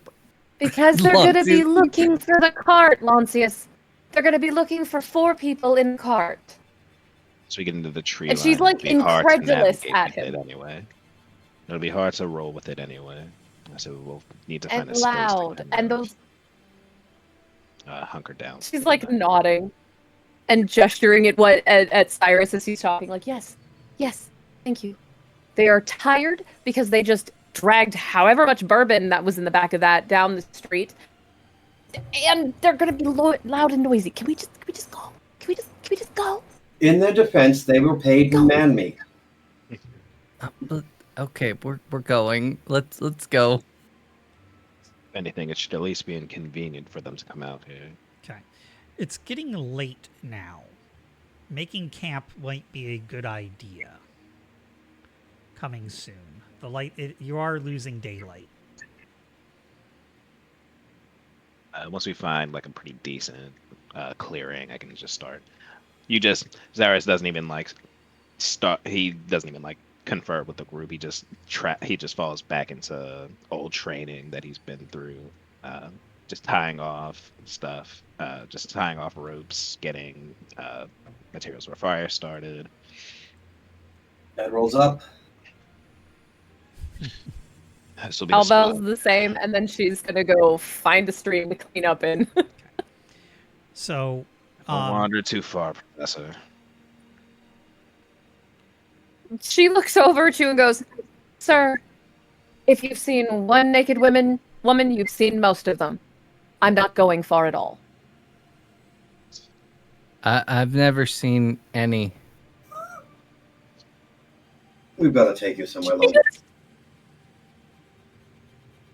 wait, did you take Never Squeakers with change, you? Lancius.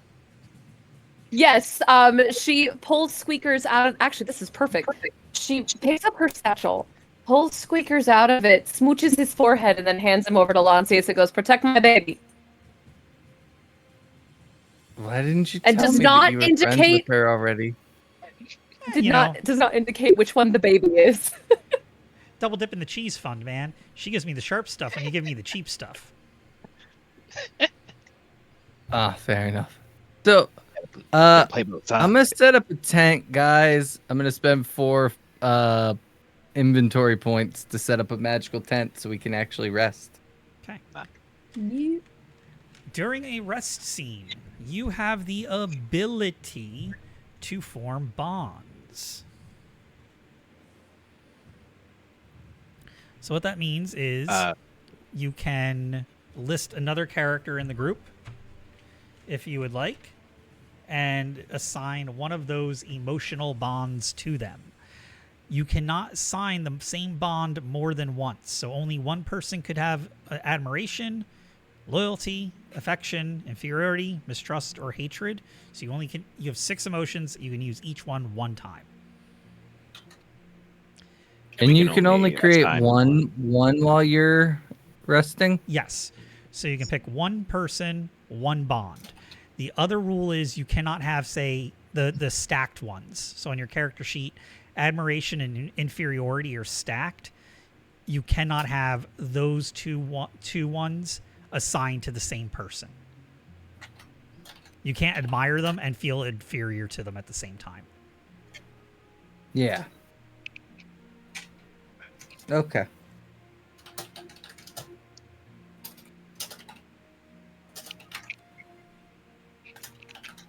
bonds. Okay. Page 56 tells us all about bonds.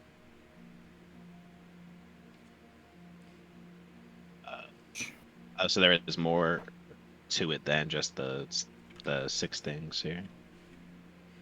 So No, there's the 6. I was just looking for the definitions. They're on page 56. Gives you like a overview of them. yeah, so for instance, if you choose the bond of admiration with somebody you believe, you have much to learn from this person and deeply respect them for their efforts and achievements.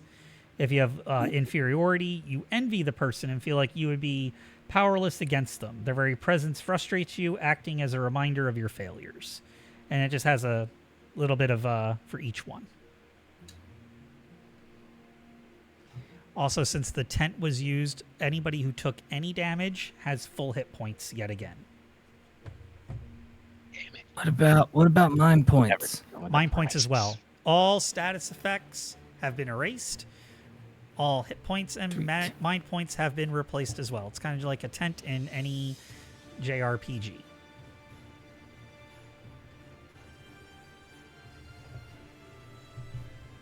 Sweet. Yeah. Lancius has affection for Albel.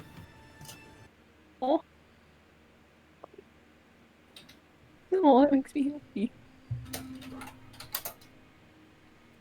It's very vague on what that means. It's like it could be a love interest, a dear friend, a family member. It's just tender feelings. So, not sure what that means yet, but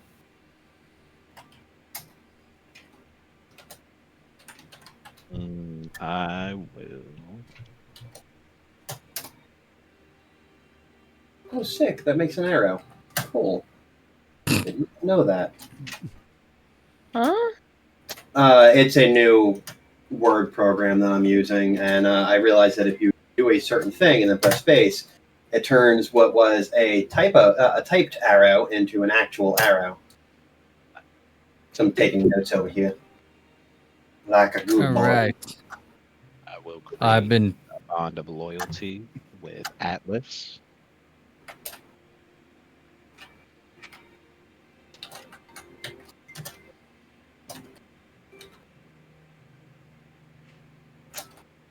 I share that bond of loyalty with Cyrus.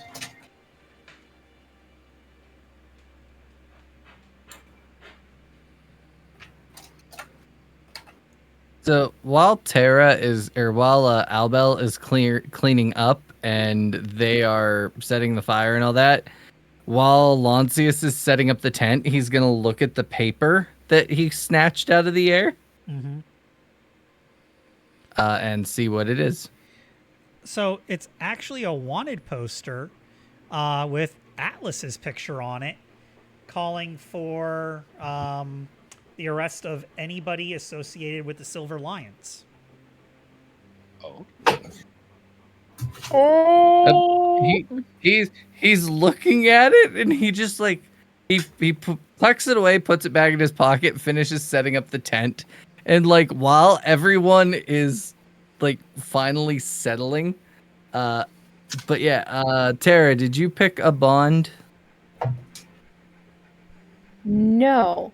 And as she comes back in, it is evident that she has gone almost like completely emotionally cold. Like all sense of warmth has been ripped out of her. Not like she's cold towards everyone, but there's like no feelings in there. She's got not really a gray cast to her face, but it's evident that she's like there's so much going on in her head that it may as well be empty.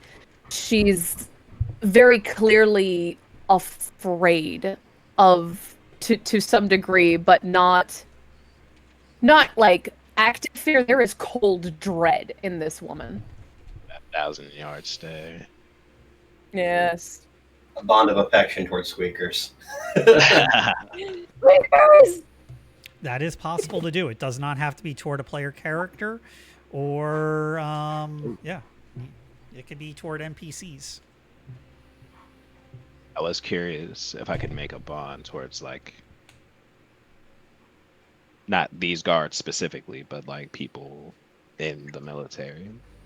Yeah, if there's a specific person, or if you wanted to even say like, I have to double check, Town but Kholigen. yeah, like if like the town constable, for instance, sure. I'd have to double check about like the broad category of like city guard or like military unit. I'd have to check that one, as I'm not 100% on that. We do have Dr. Squigum in our stage audience, who is a longtime Fabula player, if they would like to weigh in, if they are paying attention at this moment. I would definitely welcome their input. You can, page 57, creating a bond, second paragraph. You can have bonds towards characters, nations, kingdoms, organizations, and even religions. There you go. However, you cannot bond with yourself. Okay, so there's your answer. Ah. Darn. So I think as Albel gets back or pulls up to the like campfire and sits down, and like I think it's once we're all like starting to eat something, Lancius is gonna be like, Albel, I didn't know you were with the Silver Lions. It was Atlas. Well, no, he's because Gotcha. it said anyone associated, and she was the one that was panicking and freaking out. And we were blaming So her. Okay, she's going to slowly look at him and just sigh gently and goes, I'm not Atlas. Well, then Did why'd you freak wait. out?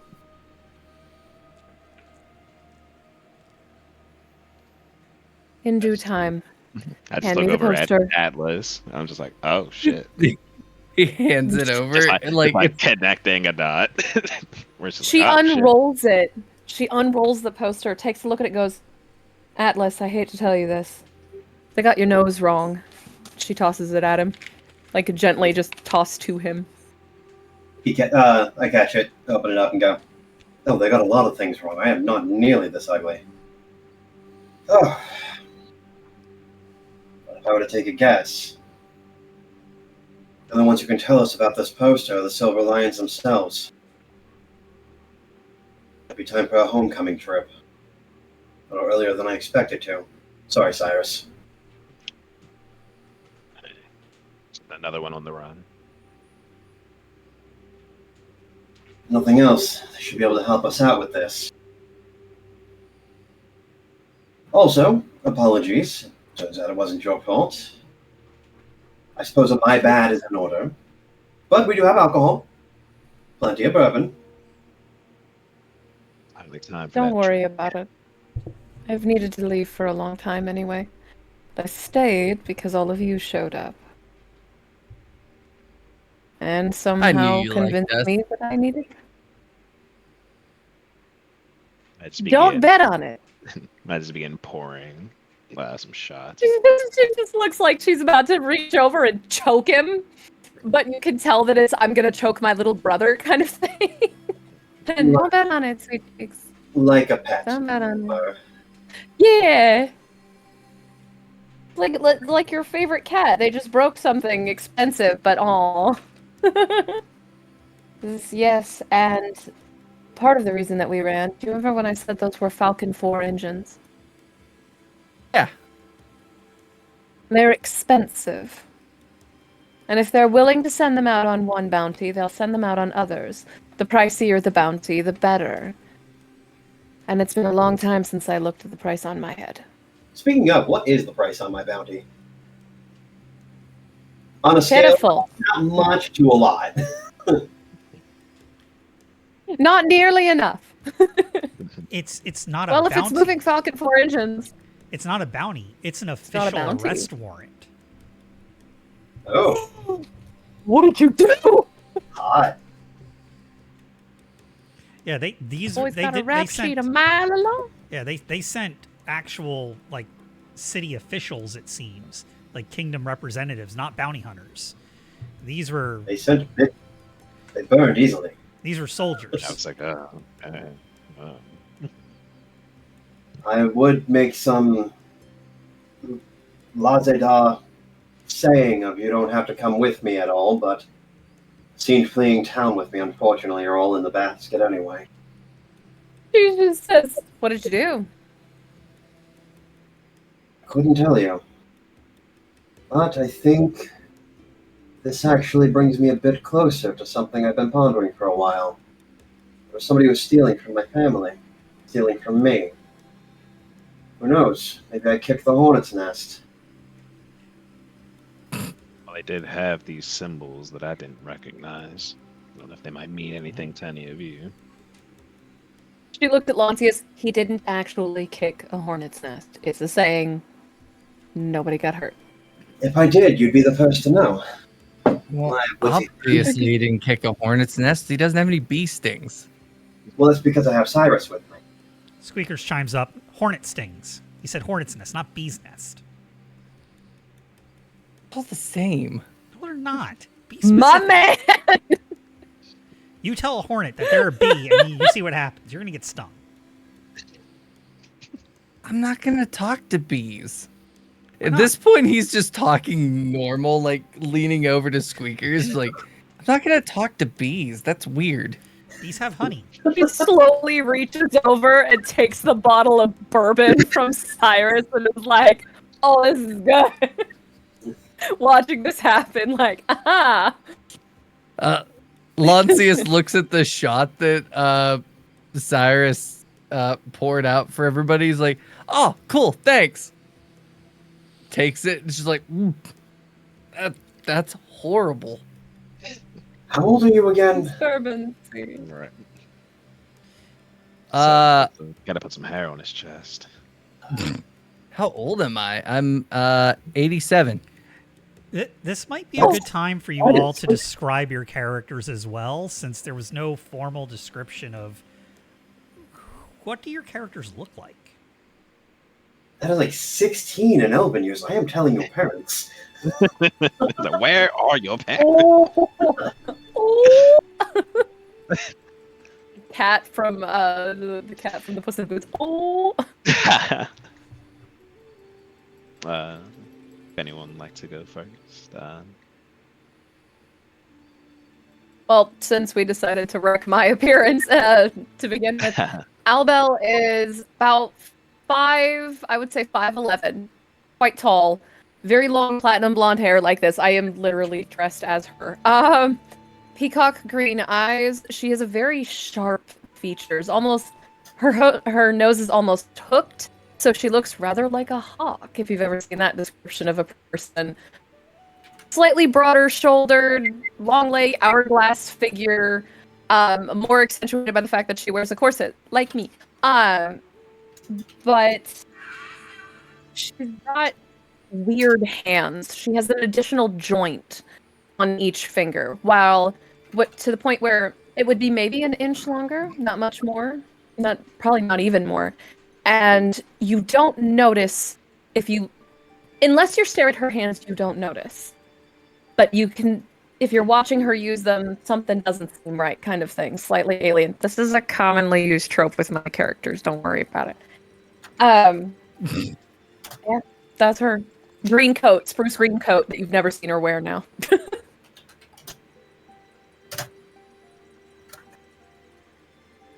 Cyrus is your standard soldier. He's about 6'2", 6'3", darker skinned, broad nose, scars. Obviously, pretty burly dude, carrying all this plate and shields around. Standard armor, nothing fancy, tends to slow him down. Just has a not a buzz cut. It was at one point, but has since grown to about 3 inches. Just has a beige cloak. This Hercules looking guy over here. He's got to be a wall, man. Lancius. Lancius is about 6'2". He is elven. He has wavy silver hair that's about down to his shoulders. He has purple eyes. He is wearing, for being of noble born, he very much dresses down. He's just wearing like a commoner's shirt, like a little green cloak over top of it, with like brown shorts that are like ripped halfway up his legs. That is cash. Super casual. Yeah, he like he combs his hair in the morning, but not like, he doesn't really try. He just Turn around, she's combing his hair. How was school today?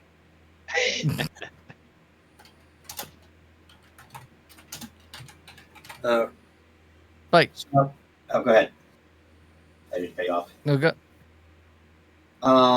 Atlas has blonde short hair that's kind of pulled back. He's got red eyes and wears the customary silver and red armor of the Silver Lions with a red cloak that goes over the back. His heavy spear is a tri-pointed ransword, which is just a really normal set of gear that you would typically get in that type of military persona. But very notably, the blades of his spear have red tips that go all along the sides, which go with his Scarlet Spear moniker. I didn't realize we were describing clothing. The Scarlet It's a Speed. spruce duster. Tucked in at the sides, there are these bars, these weird-looking boning bars in the side of it that don't seem normal, especially since she doesn't wear it closed. It looks like the kind of corset that would only work if it were. Of course, it's only work if they're closed. Hello.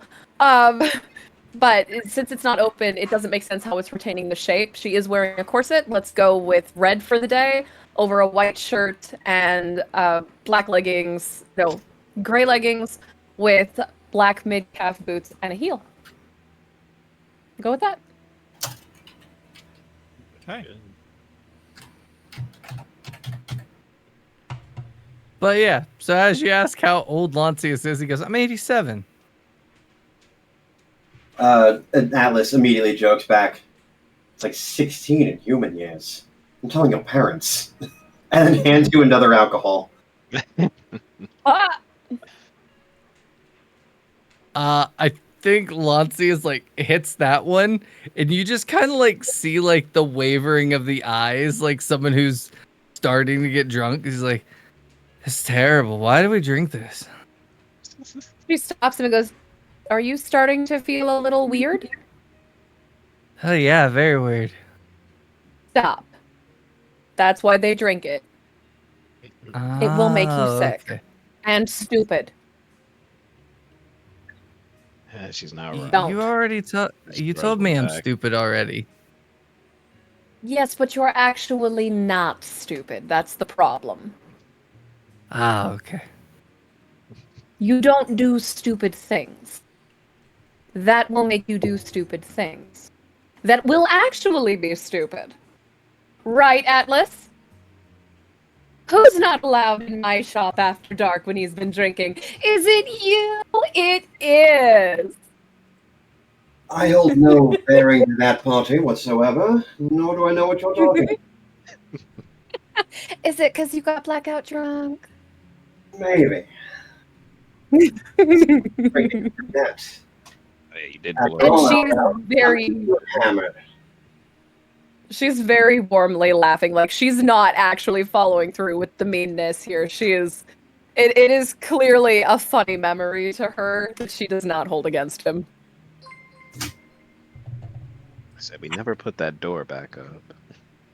You didn't. I just left it down. It was I- better on the day. Honestly, it was good airflow. I work So with steam what are we engines. I doing need next? air. Well, if the Silver Lions are after you, are you wanting to escape them? Well, Or go find out what's happened. the country's after the Silver Lions. They'll hold the answer to what's going on. Or worse, more mystery. And so we head off with them in the morning. Last I checked, they were north. So that would be my As long as I don't have to blow. That was just north as the destination. As long as I don't have to blow the side out of a dungeon to get you out. All right, you call the shots in that regard. Don't tease me with But- a good time, Albel. Kenny, if I'm going to tease you with a good time, there will be chains involved. Anyway. Feisty. No, the Lancius feisty is is what already happens when asleep. there's steam burns. Oh, poor boy. Well, we can go find out what's going on, but from here on out, since I've had to leave... Oh, God. Well, rent is paid through the next 2 months, so hopefully I won't lose the shop too quickly. You just I have to ran make out of sure town from with a here on out... You just ran out of town with a fugitive. You're going to be lucky if that shop has anything left in it. Oh, I'm pretty sure. I'm pretty sure it will. You know Granny. That woman, she's not going to let them in. She sells bootleg liquor out of her basement. You think she's going to let them into my shop? Everyone calls her Granny for a reason, and it's not because they're related to her. Sweet old women selling liquor. I don't know about you, but most people would kill for absinthe. And if she's making it in her garage... Wait, did you not know she sells liquor? Well, so... Northwood in the morning? In the morning.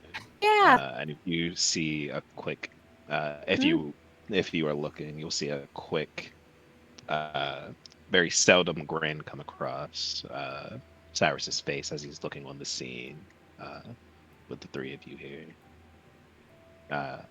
Just as quickly disappears as he gets up and says, "This one's got the right idea," and he picks up Lancius to go. Watch the I neck. am on his side. The rat curled up in his armor. Lancius doesn't have armor. Just up the robe or up the shirt. Just you see a quick shudder. It says, "We'll move at first light.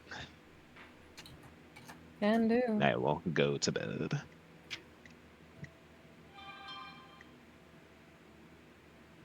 Okay.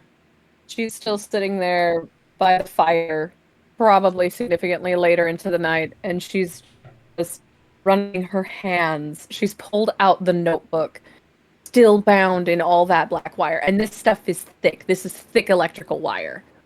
And it is tied off. You can see where the pressure has done damage to the notebook. The leather cover is straining and cracking. She clearly has, while she has moved this object several times around her shop, she has never once cared for this object. It looks like it's been suffering. And she's just sitting there running her hands across that wire. Like she's checked out.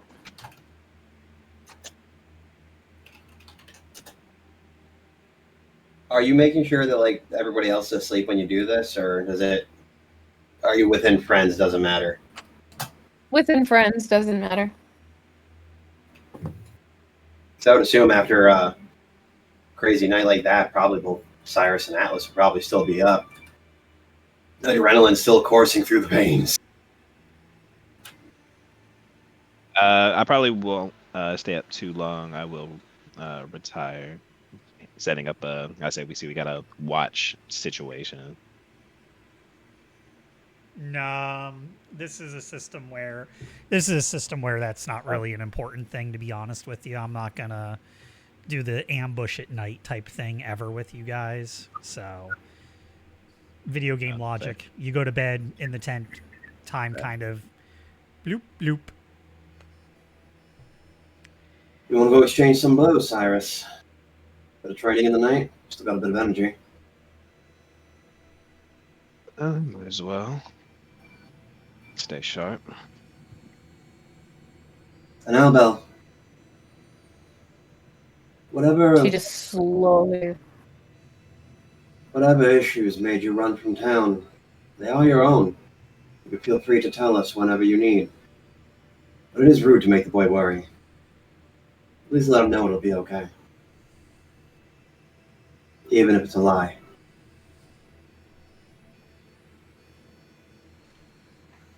If they find me and this book, it will never be okay for anyone ever again. Then I suppose we put that in the top of our itinerary. Whatever's in there, we'll protect it. At least I will. If I die, burn this. Burn it, take the ashes, put them in a lead-lined box and drop them in the ocean. Do not open this book, do not unwrap this wire, do not let anyone have it. And if this book is ever lost, if I ever destroy it, if we ever destroy it, if we are ever to be captured, kill me. Well, I was going to say the fire's right there, but the last part sounded pretty morbid. I think I'll pass for now. And I'll start heading off with Cyrus to go train, or at least let Cyrus have a moment if he wants to say something in return. No, but you will see just a slight uncomfort.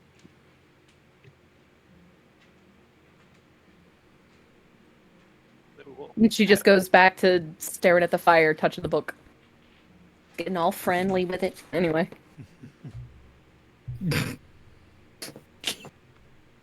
All friendly with it. Huh?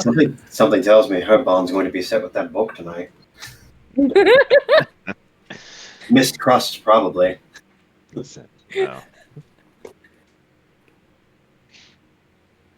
I don't know. She did say take her with the book. It could be affection. Well, these feelings are complicated things.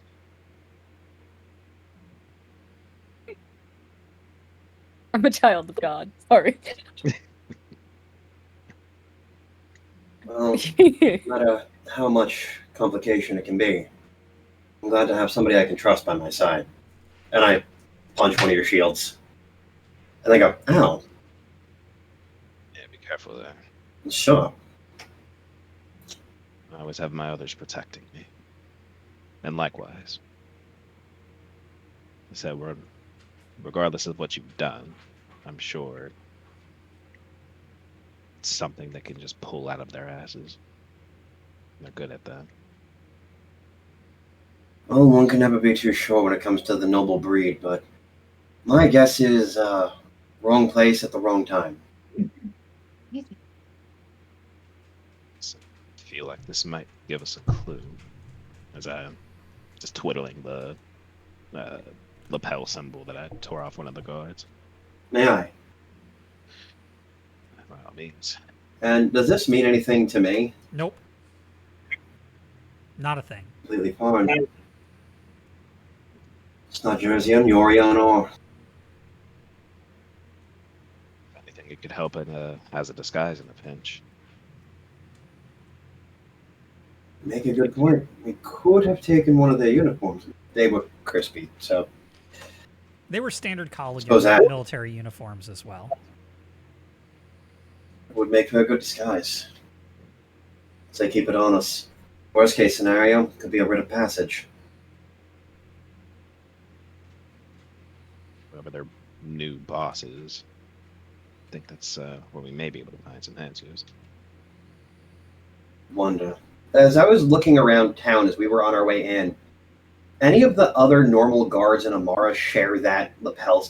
All right. No, that's a symbol you've never seen in your military service. Has basically just been in Jersey and around the Would I Kholigen have area. recognized it? So it Sorry. was- all good. It's just been in like the Jersey area. You don't recognize it at all from any of the units, bands, or companies at all that you've been with. I was waiting for you to actually ask that question.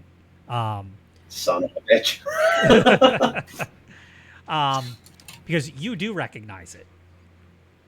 If you want to describe what the symbol looks Okay. like, but it's the whole reason why you fled 5 years ago. Oh boy! It is a ram's skull, with the horns very, very twisted and going off to the sides. So they're more long instead of the regular coils that you see on a ram. There is a crown at the top of the skull, topped with a tongue of flame, and in the center of the skull's forehead is a pair of spread angel's wings. And it is the sigil of the emperor. That is the big wig's noble house. The Emperor. Crap. I called him a baby back bitch. Oh no. I would too. So Look at that. Another thing we share in common. Bunch of bitches he sent. The thing is, the Emperor's not known over on this part of the world because they haven't spread out yet. So that's why you, Cyrus, and Atlas wouldn't recognize it. So Men with the Emperor symbol are looking for my ass. Tasty. Sorry, Tara, go on. Oh, I'm brainstorming. Sorry. All good. The military. That is big scary. We'll spend some time training. Also a cool sigil. How do we commission someone to draw that? I mean, you have an artist right there. You have an artist right there. Anthony's an artist. Dude, I didn't know. I'm sorry. That's so cool. You said drawing, and I was like, wait a minute. Okay. That's why I tried. Casual. Nope. That's why I tried to take down your appearances as best as possible, because odds are something cool is going to happen in this. He'll want to draw it, and then I can just pass that info over to him. And boom. I figured. I thought you were doing that. Link me to where I can follow you for your work, like everywhere, please. I'll While she's watching, she watches them go off to do the sparring, and reaches inside to her coat, which is a former military campaign jacket that she has dyed, so it wouldn't be recognized because it's not yellow anymore. It's green now. And she pulls out a service pin. Not particularly large. It's just a shield with a grinning skull, grinning human skull, but the teeth are very sharp, and it is gnawing on a femur bone. And above it is a sigil of 3 stars. It's just 3 stars in an arc above this skull. And she's turning it over, and this thing has been beaten all to hell. It has not been polished. It has not been cared for. And she starts rubbing it with her thumb to clean off that lack of care. Then she, takes the book, and she hunches over her knees, but she's, protecting the book with her legs. It's between her and her chest, her chest and her knees is where it's sandwiched, while she's using the firelight to show her where to shine this pin.